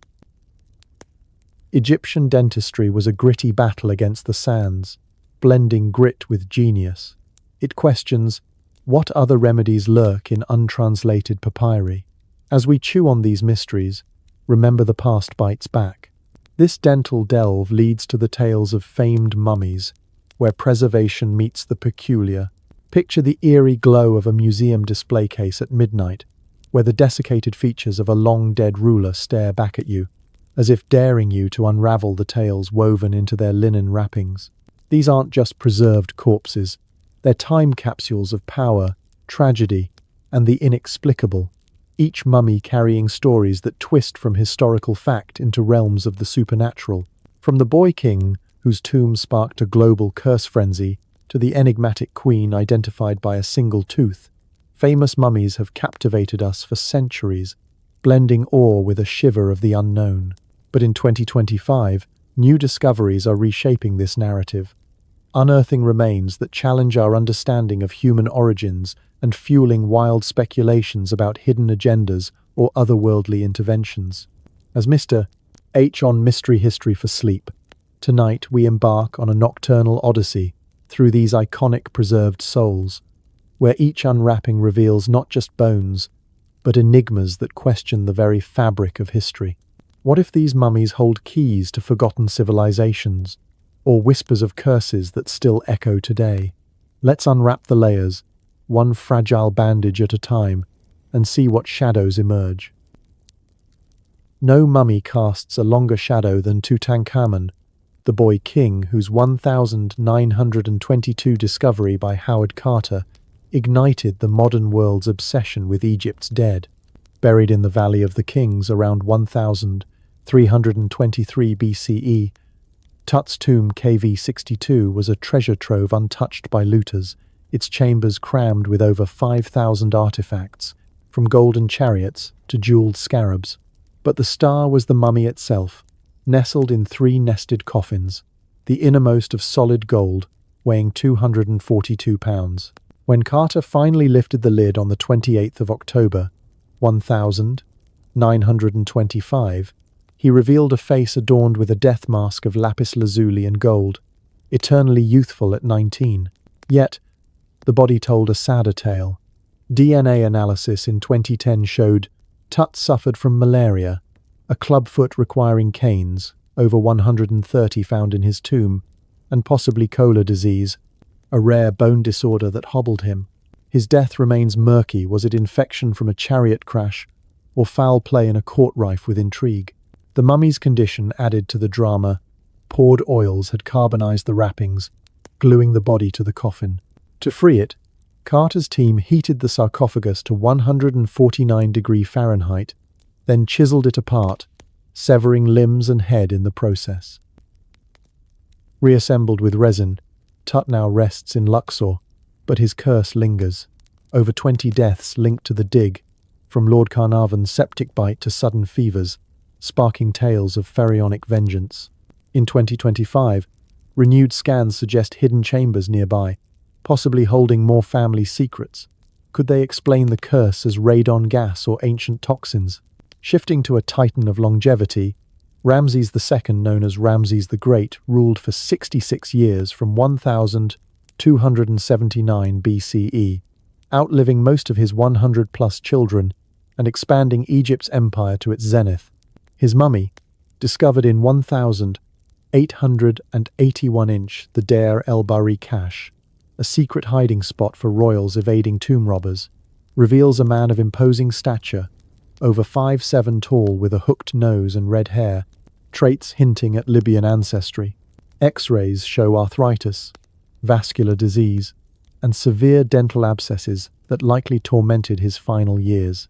But Ramses' posthumous adventures are the stuff of legend. In 1974, his deteriorating body was flown to Paris for treatment, issued a passport listing his occupation as king, deceased. There, experts used gamma rays to kill fungi, but during the flight, pilots reported odd vibrations, as if the pharaoh stirred in the cargo hold. Back in Cairo, he's displayed with other royals, but 2025 whispers from Hawass suggest re-examination of his cache could link him to undiscovered kin. Conspiracy theorists claim his longevity stemmed from elixir of life formulas, perhaps alien-derived, given his deification, and temple carvings depicting godlike feats. Did his mummy hold anti-aging secrets, suppressed to control modern medicine? Then there's Hatshepsut, the female pharaoh who ruled as a man from 1479 BCE, building trade empires and monumental temples like Deir el-Bahri. Her sarcophagus in KV-20 was empty when found, but in 1903, two mummies surfaced in KV-61, her wet nurse, the other unidentified. In 2007, a CT scan matched a loose tooth from a canopic box bearing her name to the anonymous mummy's jaw, confirming her identity. The body showed a woman in her 52nd, plump from luxury, with diabetes and bone cancer, possibly from a carcinogenic cream. But her story's key lies in the defacement. Successors like Thutmose III erased her from records, smashing statues in a bid to legitimize his line. Was it resentment or fear of her matriarchal legacy? In 2025, Hawass's team revisited KV-35, hinting her remains might connect to Nefertiti's search, sparking theories of a queen's alliance hidden from history. Some speculate her cancer was cursed by rivals using poisoned unguents, or that her mummy harbors microbial clues to ancient bioweapons. Venturing beyond Egypt, Lady Dai, Xinzui from China's Han dynasty, died 163 BCE, astounds with her preservation. Unearthed in 1971 at Mwangdui, her body was supple, joints flexible, and organs intact, thanks to a nested coffin system filled with charcoal and sealed with clay, creating an anaerobic environment. Autopsies revealed she died at 50 from a heart attack, her last meal of melon seeds still in her stomach. But the mystery? Her skin's softness defies decay, with type A blood still typing and hair intact. Theories abound, mercury baths or herbal immersions, but 2025 biochemical analyses suggest natural antibiotics from the tomb's herbs. Key tales include guards hearing moans from her case, or dreams where she complains of the light, perhaps her chi lingers, protesting exposure. Ötzi, the Iceman, frozen in the Alps since 3300 BCE, was mistaken for a modern hiker in 1991 due to his pristine state. Arrowhead in his shoulder, tattoos of lines, possibly acupuncture points for arthritis, and a copper axe mark him as copper age. His stomach held ibex meat and einkorn wheat, while pollen traces his last journey. But enigmas persist. 61 tattoos align with meridians, suggesting early therapy, and his blood shows Lyme disease. In 2025, new DNA sequencing reveals he had dark skin and was lactose intolerant, challenging European ancestry models. Strange stories? Hikers report cold spots near his find site, or visions of a fleeing man echoes of his murder by arrow. The Bashiri mummy, discovered in 1919 near Luxor, remains untouched, its intricate wrappings too fragile to unwind. X-rays show a 5'5" man from the Ptolemaic era, circa 300 BCE, with pyramid-like designs on the face cloth unique, perhaps symbolic of ascension. No one dares open it, fearing irreversible damage, but 2025 thermal imaging hints at internal artifacts, sparking debates. Is it cursed like Tut's, or hiding royal jewels? Guards whisper of scuttling sounds inside, as if the occupant stirs. 2025 brings fresh thrills. A 7,000-year-old Saharan mummy group, predating Egypt's, shows DNA not matching modern humans, suggesting lost African lineages or even archaic interbreeding. Discovered in Libya's Caucasus Mountains, their black-skinned, naturally mummified forms challenge migration models, with tools implying advanced hunting. Conspiracy buffs claim they're pre-Adamite beings, suppressed to uphold narratives. Another, the Austrian mummy of Franz Xaver Sidler, preserved unusually well in a church crypt, with 2025 analyses revealing arsenic embalming, accidental or intentional poisoning. Giant mummies. 2025 hoaxes abound, like claims of 12-foot remains in Egypt, debunked as Photoshop, but fueling ancient giants' lore tied to Nephilim. Thutmose II's 2025 tomb rediscovery, empty of his mummy, hints at relocation, with Hawass teasing a second chamber holding it perhaps with artifacts proving alien contact. These mummies aren't relics, they're portals to the peculiar. Tut's curse, Ramses' passport odyssey, Hatshepsut's dental match, Lady Di's flexibility, Otzi's tattoos, Bashiri's untouched enigma, all Weavely key narratives. In 2025, Saharan DNA rewrites origins, while Austrian arsenic whispers murder. What if they're guardians of forbidden knowledge, their preservation, a code for immortality? Theories of alien preservation tech or Atlantean elixirs persist, with mummies' energies causing museum anomalies, flickering lights or sudden chills. As we ponder these wrapped wonders, remember, each tells a story of human frailty and resilience, but with twists that defy explanation. Did Tut's ailments stem from inbreeding, or a curse from disturbed gods?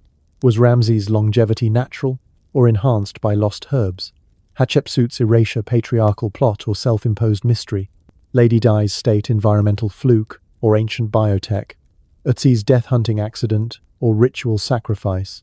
Bashiri's wrappings, art or trap?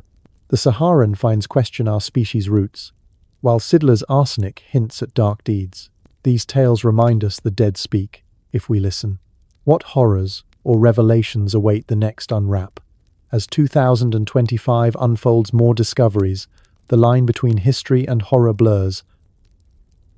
This parade of preserved souls transitions to Bashiri's untouched enigma, where fear of damage hides deeper fears. Let these lie-key whispers lull you toward dreams, where mummies might just stir.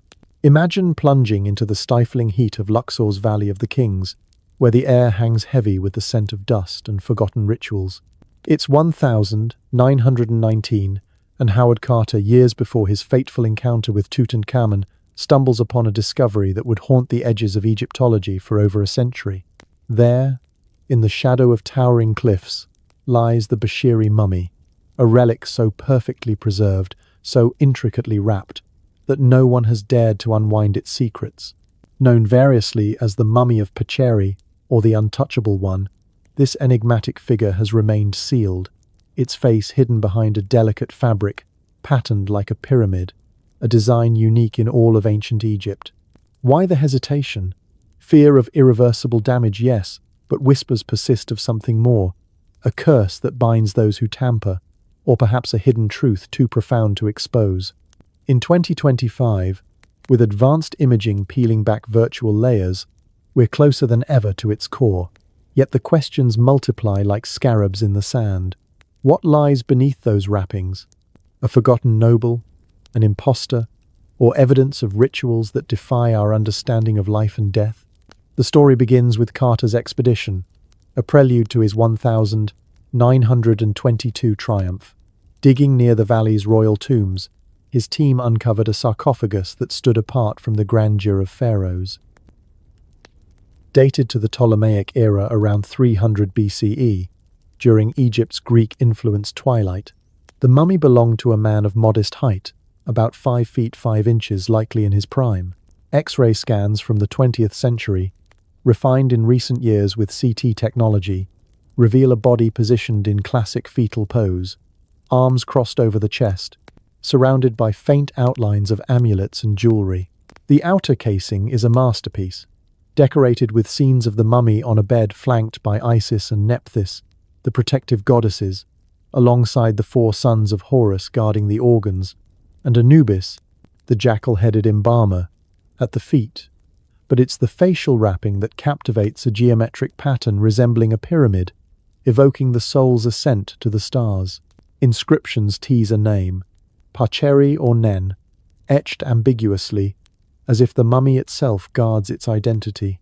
The Egypt Museum in Cairo, where it resides, describes it as one of the few untouched Ptolemaic relics, its preservation owing to the dry desert climate and masterful embalming. Why untouchable? The answer lies in the wrapping's fragility. Unlike most mummies, stripped bare by 19th century unrollings for spectacle or study, Bashiri's bandages are a labyrinth of linen, folded with precision that rivals origami. Attempts to simulate unwrapping on replicas have resulted in tears and disintegration, leading experts to adopt a golden rule. If you can't preserve it unchanged, don't touch it. History is littered with botched restorations, the infamous smiling statue in Spain, or Ecce Homo fresco turned meme reminders that good intentions can destroy irreplaceable artifacts.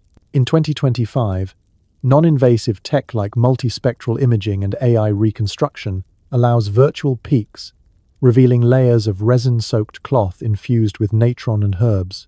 But even these tools hit limits.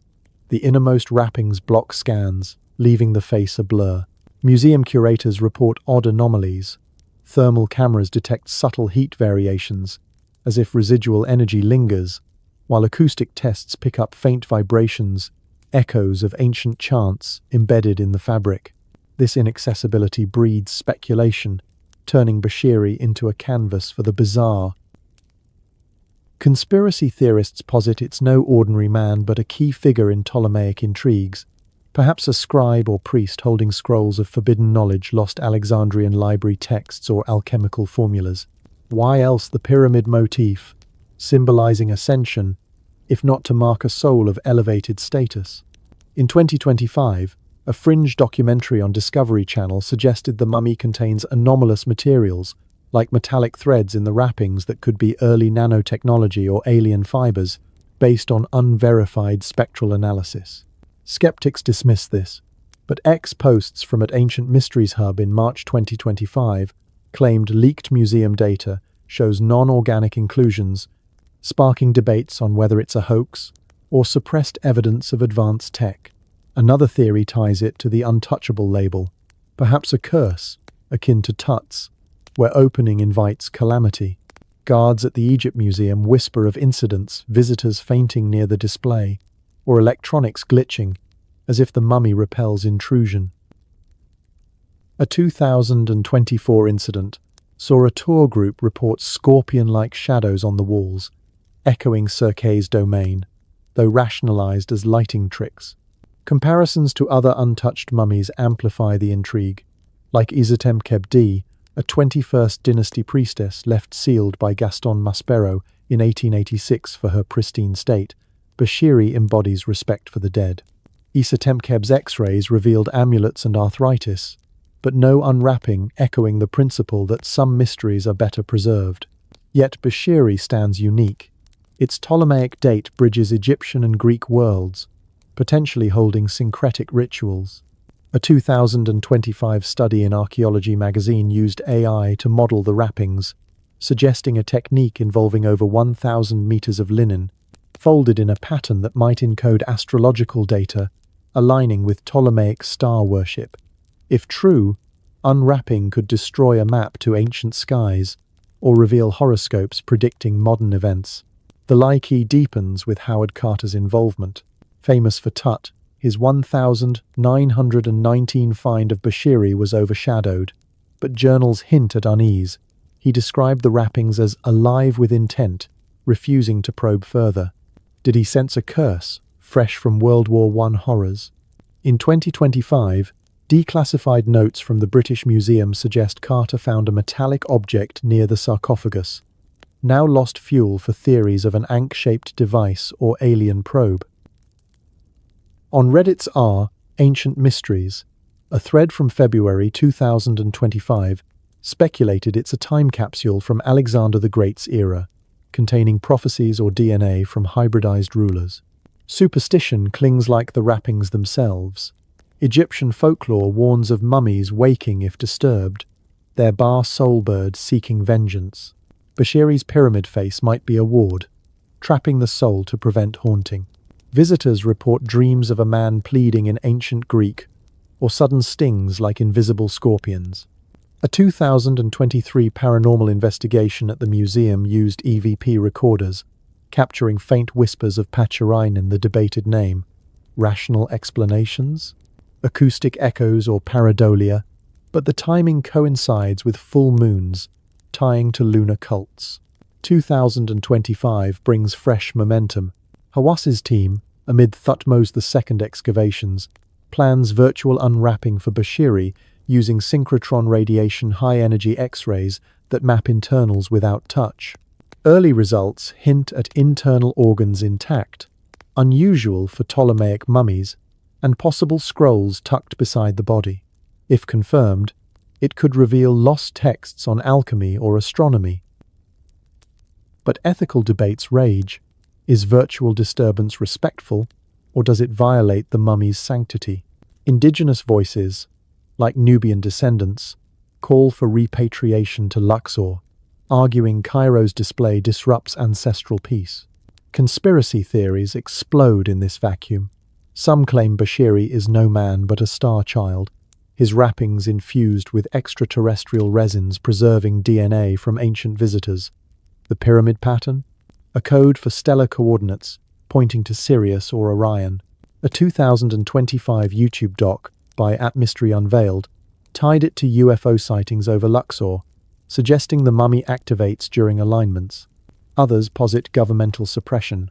The mummy holds proof of Greek, Egyptian hybrids, rewriting history, or bioweapons from embalming fluids. Why else the reluctance to open? Despite tech like 3D printing replicas, personal anecdotes heighten the allure. A curator in 2024 confided feeling watched near Bashiri, her tools misplacing themselves. Tourists report nausea or vivid flashbacks to Ptolemaic courts. Paranormal pods detect EMF spikes, attributing them to residual energy from rituals. One theory: the wrappings are charged with quartz threads, generating piezoelectric fields that induce hallucinations. As we circle this untouched relic, Bashiri embodies the ultimate tease, a mystery preserved by choice, challenging our hubris. What horrors or wonders await within? A simple priest, or evidence of lost worlds? In 2025, as virtual tools advance, the line between respect and revelation thins. This sealed secret transitions to Thutmose II's lost tomb, where emptiness hides even greater puzzles, loved unraveling the enigma of Bashiri's untouched wrappings. There's more to explore on Mystery History for Sleep. Consider subscribing and hitting the notification bell to catch every whisper from the past. Drift off now, with the mummy's secrets echoing softly. Where are you listening from this evening, and what time enchants your world? We'd love to hear from you. Deep in the sun-scorched canyons of Luxor's western Wadis, where the Nile's ancient floods have carved secrets into the rock, a team of Egyptian and British archaeologists made a discovery in February 2025 that echoed through the halls of history like a long-forgotten echo. They unearthed the tomb of Thutmose II, a pharaoh whose reign has long been overshadowed by his more famous relatives, his father Thutmose I, the warrior king, and his son Thutmose III, the Napoleon of Egypt. This find, hailed as the first royal tomb discovered since Howard Carter cracked open Tutankhamun's in 1922, wasn't the glittering spectacle of gold and jewels we'd romanticize. Instead, it was a flooded, damaged chamber, stripped bare by ancient cataclysms and time's relentless hand. No mummy, no treasures, just fragments of alabaster jars inscribed with the king's name and hints of a grandeur lost to the ages. But as Mr. H on Mystery History for Sleep, I ask you to lean in closer tonight. Why was this tomb, labelled KVC4 for over a century, overlooked so long?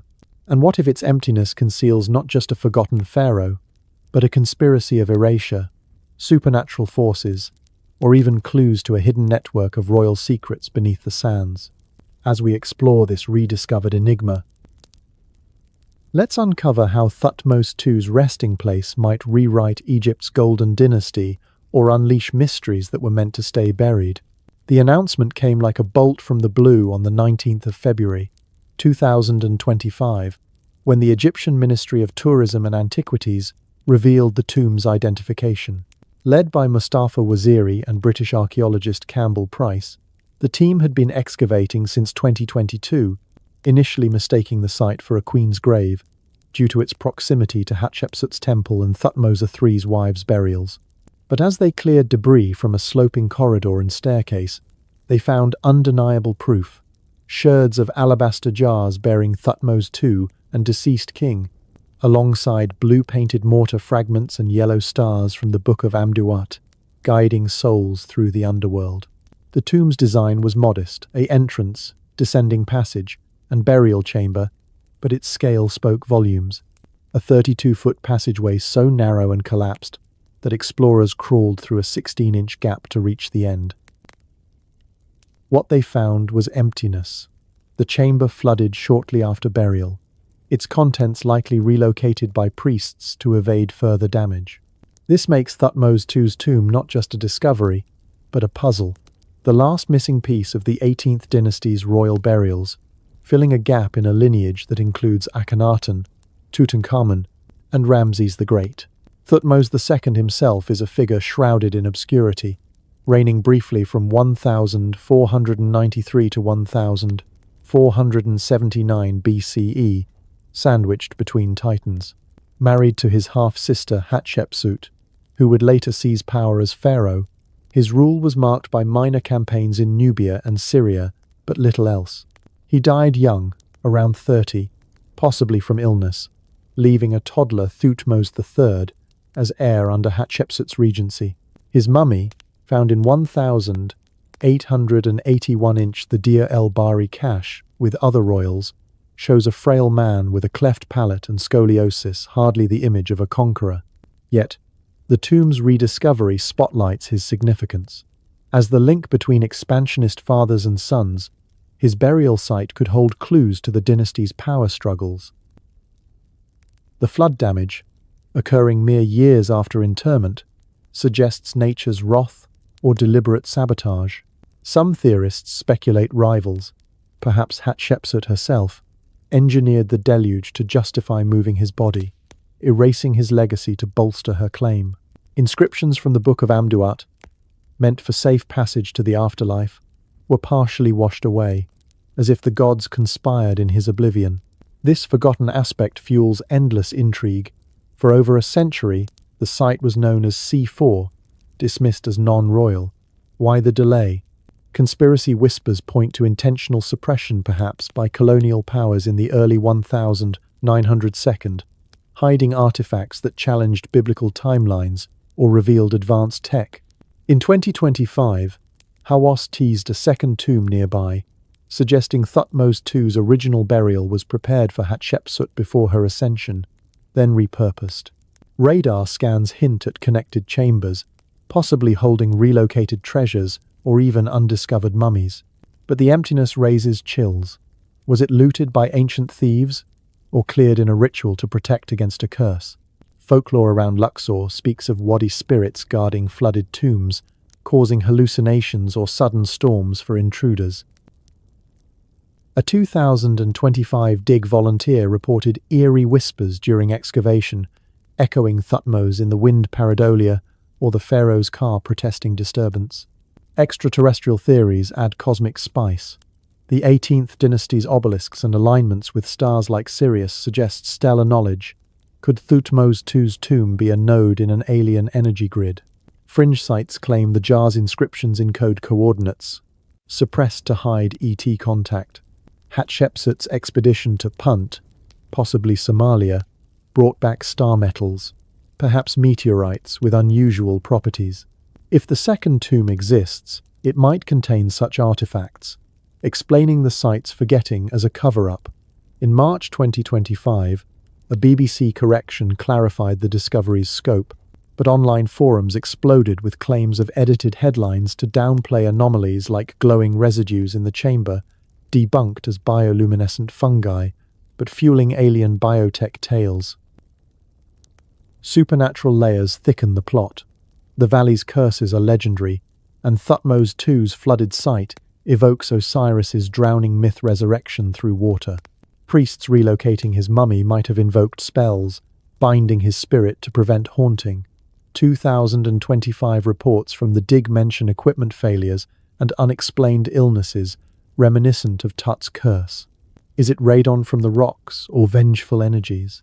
A local guide shared stories of phantom floods where wadis fill without rain near the tomb, as if the pharaoh commands the waters still.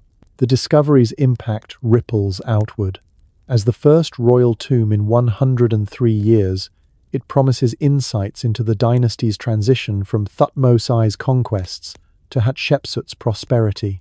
Fragments of the Book of Amduat suggest Thutmose II's afterlife journey was perilous, mirroring his short reign.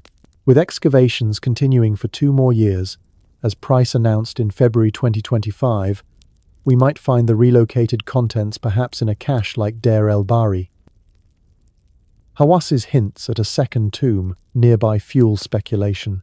Is it Hatshepsut's original, or a decoy hiding greater treasures? Yet, the forgotten label lingers like a curse. Thutmose II, the middle child of pharaohs, embodies overlooked history, his brief rule dismissed, his tomb misidentified.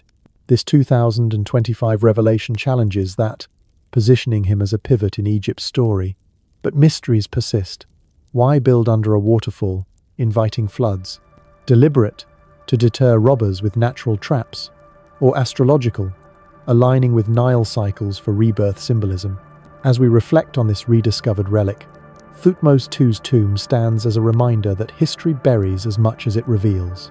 What other forgotten chambers await, guarding secrets of power, betrayal, or beyond? In the wadi's silence, the past murmurs, listen closely, for it might call your name. This watery enigma flows into the beliefs that bound Egypt's dead, where afterlife rituals turned tombs into portals. Imagine the flickering light of a rush lamp casting long shadows on the walls of an ancient Egyptian tomb, where intricate paintings depict a soul's perilous journey through a realm of gods, monsters, and eternal judgment. In this world beyond the veil, the deceased navigates the duat, the underworld, not as a ghost adrift, but as a prepared traveler armed with spells, amulets, and the hope of rebirth. For the ancient Egyptians, death wasn't an end but a transformation, a gateway to a vibrant afterlife where the Nile flowed eternally. Fields bloomed with endless harvests, and the sun god Ra sailed his boat across the sky.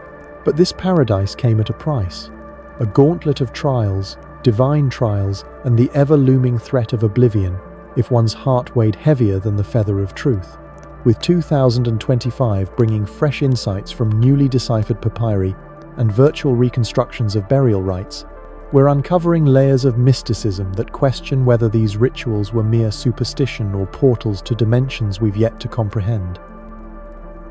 What if the Egyptians' obsession with the afterlife wasn't just faith, but a blueprint for cheating death, hiding secrets that could redefine our own mortality? Let's cross the threshold together, into a realm where the dead whisper warnings to the living. The Egyptians' view of the afterlife was as vivid and structured as their earthly society, rooted in a cosmology where balance ma'at was the key to eternity. From the Old Kingdom onward, around 2686 BCE, they believed the soul comprised multiple parts. The Ka, life force, Ba, personality, often depicted as a bird, and Ak, transfigured spirit. Upon death, these elements separated, requiring mummification to preserve the body as an anchor. The process, taking 70 days, involved removing organs, stored in canopic jars guarded by the 4 sons of Horus, drying with natron salt, and wrapping in linen amulets inscribed with spells from the Book of the Dead.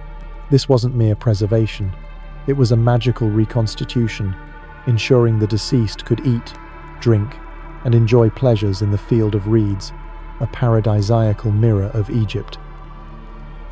But the journey was fraught. The soul traversed the Duat, facing 12 gates guarded by demons, reciting passwords from spell scrolls buried with them.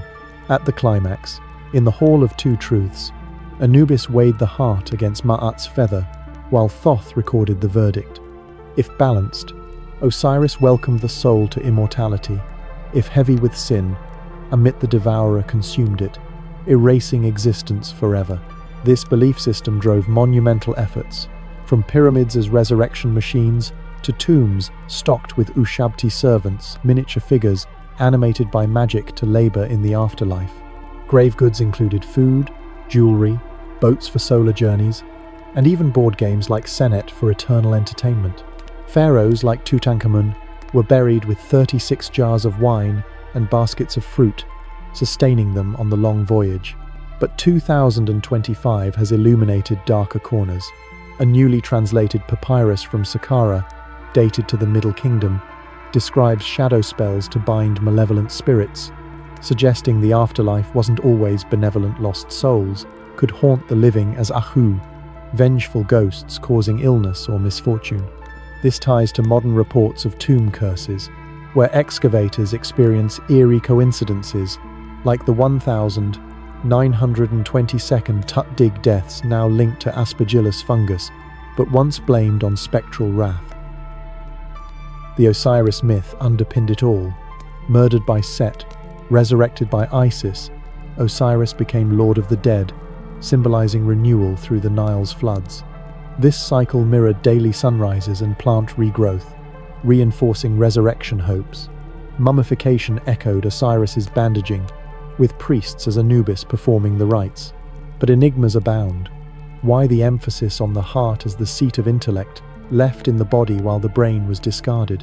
A 2025 bioarchaeological study on mummified hearts reveals preserved tissues with traces of herbal preservatives, suggesting rituals to lighten the organ spiritually.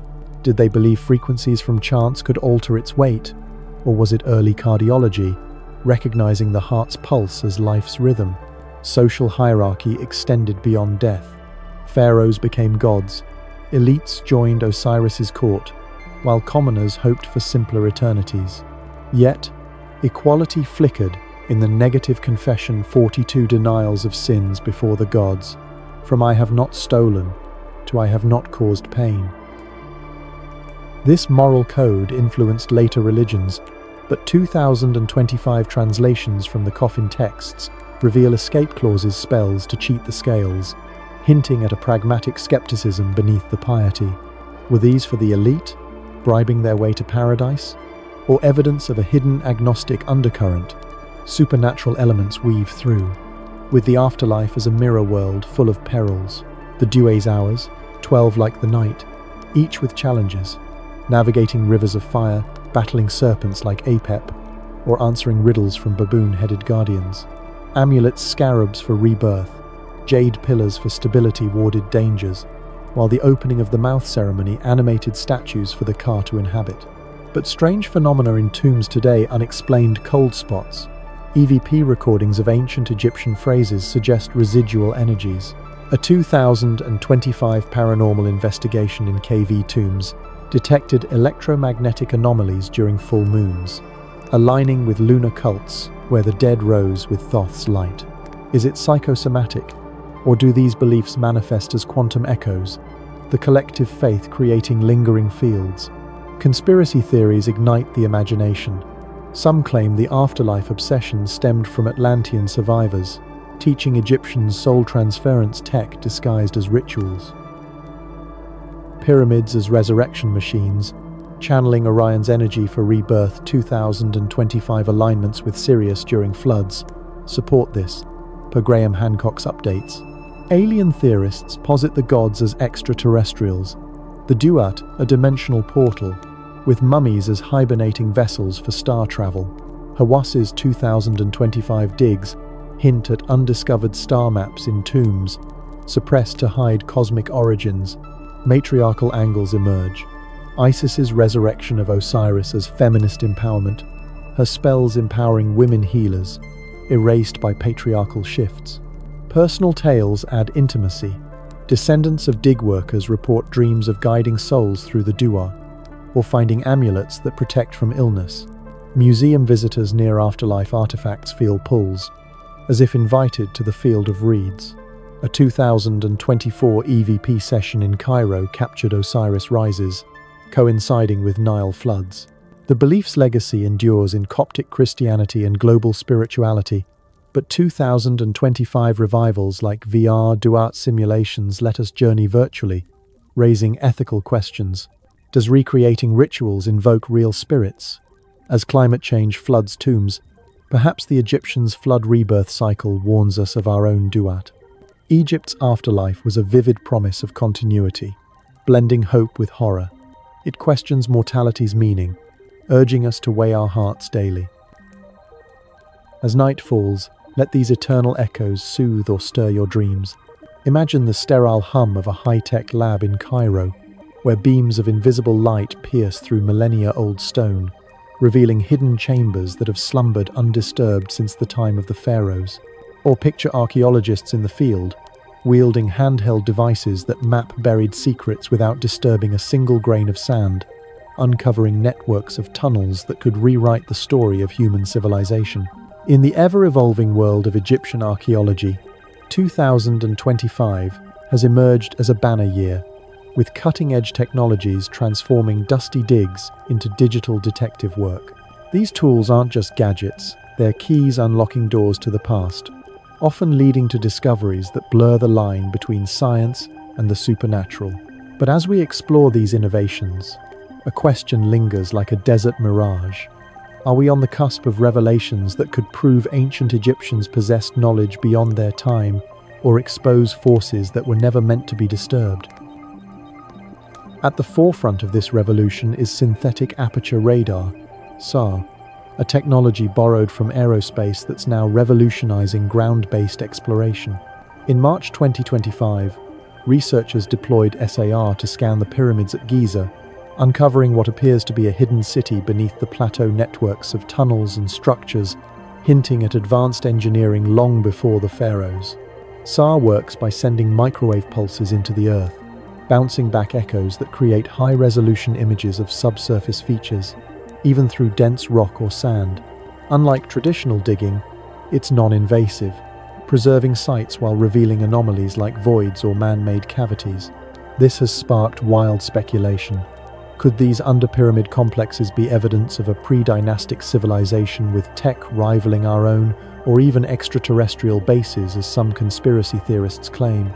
The scans suggest water channels and chambers that align with theories of hydraulic systems used in pyramid construction, tying back to the Djoser complex we explored earlier. But the intrigue deepens. Why do these structures emit unusual electromagnetic signatures, as if residual energy lingers? Skeptics say it's natural geology, but whispers in online forums suggest suppressed data, perhaps hiding proof of ancient power sources that could solve modern energy crises. Complementing SAR is muon tomography, a cosmic ray technique that's like X-raying the Earth with particles from space.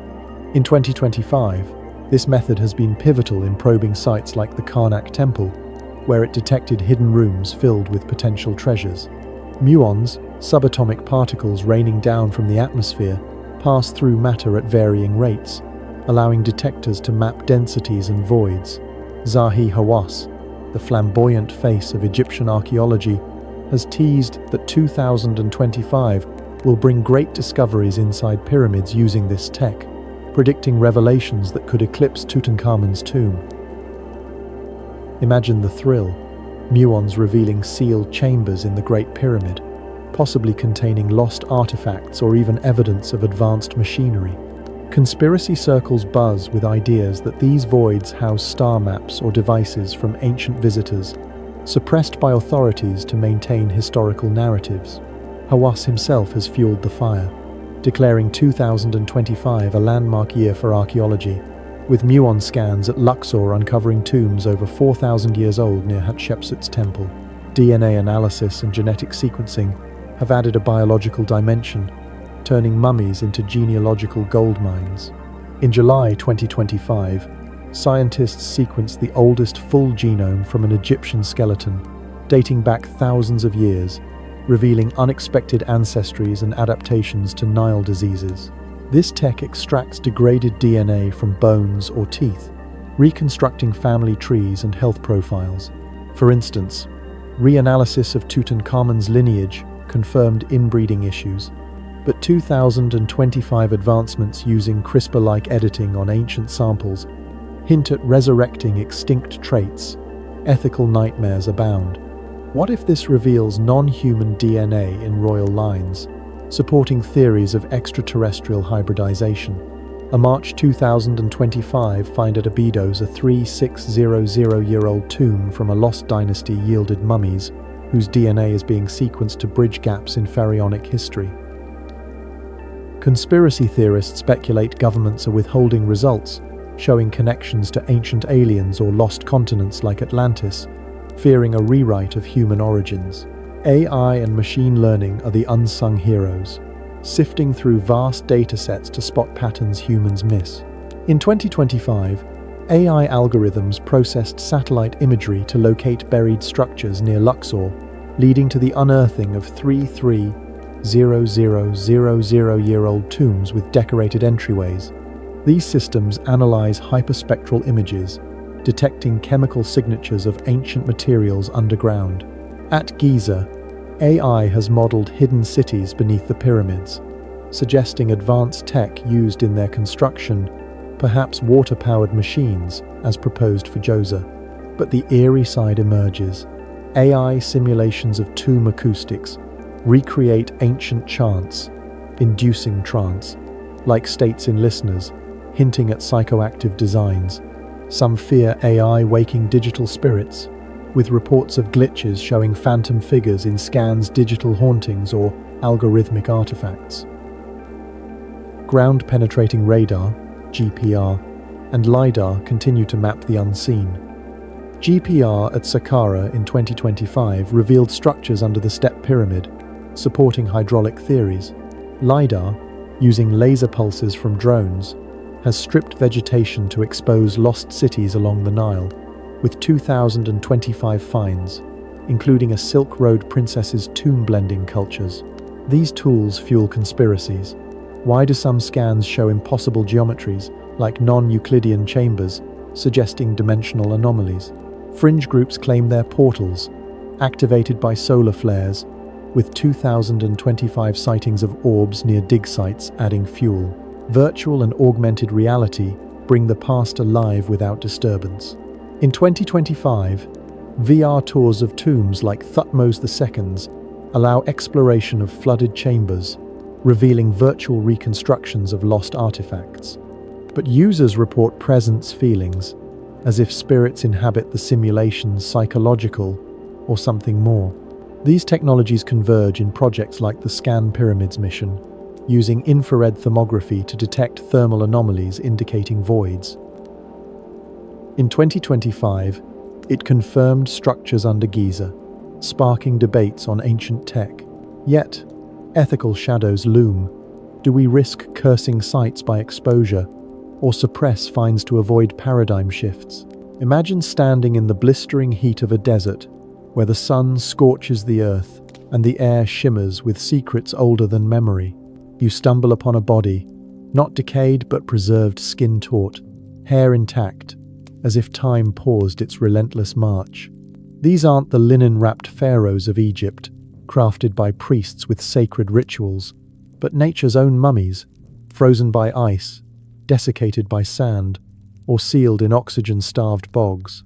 From the Alps to the Andes, these relics span civilizations and millennia, often predating Egypt's embalming arts and challenging what we believe about human history. In 2025, new discoveries are peeling back their secrets, revealing lost peoples, painful rituals, and whispers of forces beyond our world. As H on Mystery History for Sleep, tonight we roam these global enigmas, where natural mummification unveils tales that twist from survival to the supernatural. Are these bodies mere accidents of nature? Or do they guard forbidden knowledge, proof of ancient migrations, alien experiments, or civilizations erased from time. Let's wander this silent gallery of the preserved, letting their whispers lull us into a dreamscape of mystery. We start in Egypt, not with royal tombs, but with a humble figure known as Djoser, a 5,000-year-old relic from the pre-dynastic sands of Gebelein. His reddish hair, preserved by the desert's relentless dryness, gives him his nickname, but it's the simplicity that captivates. Buried in a shallow grave, curled in a fetal pose, surrounded by pottery vessels, Djoser's body was untouched by human embalming. The scorching sand wicked away moisture, halting decay, and leaving skin and nails eerily intact. Displayed in the British Museum, he predates Egypt's mummification by centuries, raising a tantalizing question: did the Egyptians learn their craft by observing nature's work? In 2025, DNA analysis has stunned researchers, showing Djoser's genes link to Eurasian migrations, hinting at a connected ancient world far beyond the Nile. Yet, whispers in fringe circles suggest more. Was his preservation too perfect, a result of atmospheric anomalies or even alien tech stabilizing his cells? Visitors report a presence near his case, a chill that feels like watching eyes. Could Djoser be a sentinel, his DNA a coded message from a lost era? Across the ocean, in the bone-dry Atacama Desert of Chile and Peru, the Chinchorro people mastered mummification 2,000 years before Egypt, around 7,000 BCE. These hunter fishers didn't just rely on nature.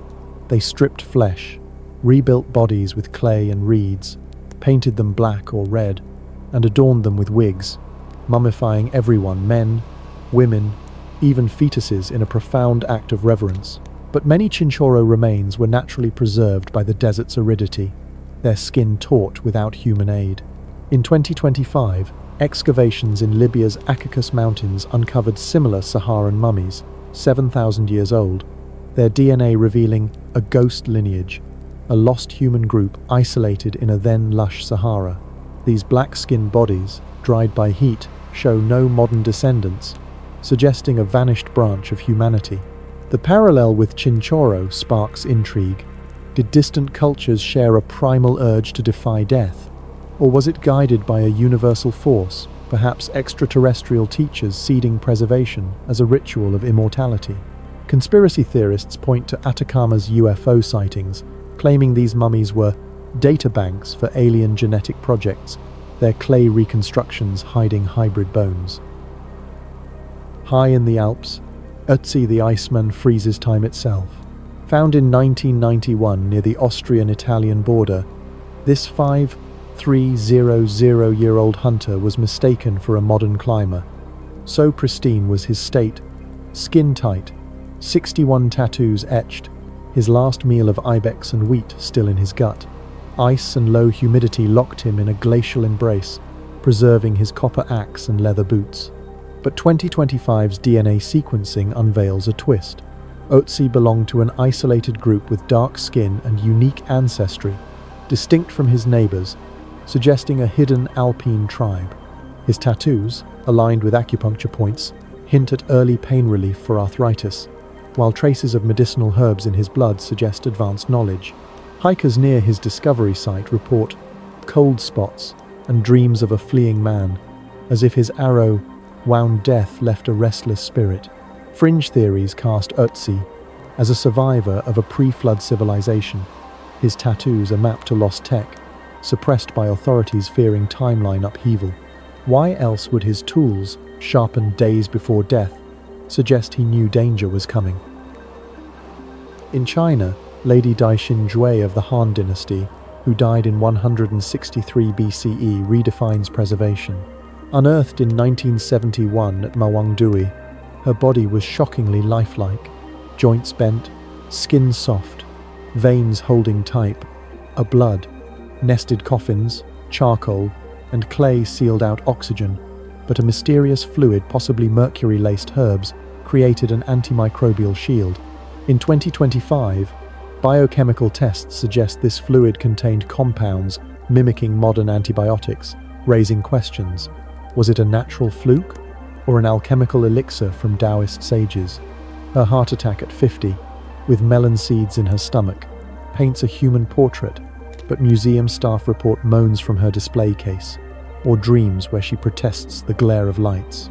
Some theorize her tomb was a stasis chamber designed for revival by ancient or alien tech, her preservation too perfect for chance. Stranger still is the 1,000-year-old mummy inside a Buddha statue, revealed by a 2015 CT scan in China. Monk Liu Quan, a practitioner of Soku Shinbutsu, starved himself on nuts and toxic tea, meditating into death to become a living Buddha. His organs were replaced with scripture-filled scrolls. His pose, eternal serenity. Displayed in Europe, it sparks awe and unease. Is it a relic or a captive soul? In 2025, new scans show inscriptions hinting at prophecies, fueling claims he's a conduit to other dimensions. Visitors report meditative trances near the statue, as if Liu Quan's spirit guides or ensnares their minds. From Siberian ice mummies with painful tattoos to Greenland's Kilakitsok Inuit, frozen since 1475 with furs intact, natural mummification spans the globe. In 2025, Peruvian pre-Inca remains, dried by Lima's soils, emerged during utility work, their tools suggesting advanced hunting. These bodies, preserved by cold, aridity, or bogs, defy decay's grasp, but their stories ignite speculation. Did Chinchorro and Saharan mummies share knowledge across oceans, perhaps through psychic archetypes or alien emissaries? Ötzi's isolation and Lady Di's perfection hint at bioengineering, while Liu Quan's ritual blurs life and death. Conspiracy whispers claim these are seed bodies, preserved by extraterrestrials to store DNA for future rebirth. With 2025 UFO sightings near dig sites adding fuel, museums report anomalies, flickering lights, sudden chills suggesting these mummies carry energies we don't understand. These natural relics challenge Egypt's monopoly on mummification, suggesting a global instinct or directive to preserve the dead. As 2025's DNA and chemical analyses unlock their secrets, we wonder, are they accidents or deliberate markers of lost worlds? What other silent sentinels await, holding answers to our origins or warnings of what's to come? This global tapestry of preservation weaves into our final journey, the tools unveiling these mysteries. If these timeless relics have ignited your wonder, drop a like, share your musings in the comments, and tell us where you're tuning in from and what hour wraps your night. For more ancient enigmas to ease you into sleep, explore the related videos on your end screen. Rest well, friends, and let your dreams carry whispers of forgotten worlds. Good night.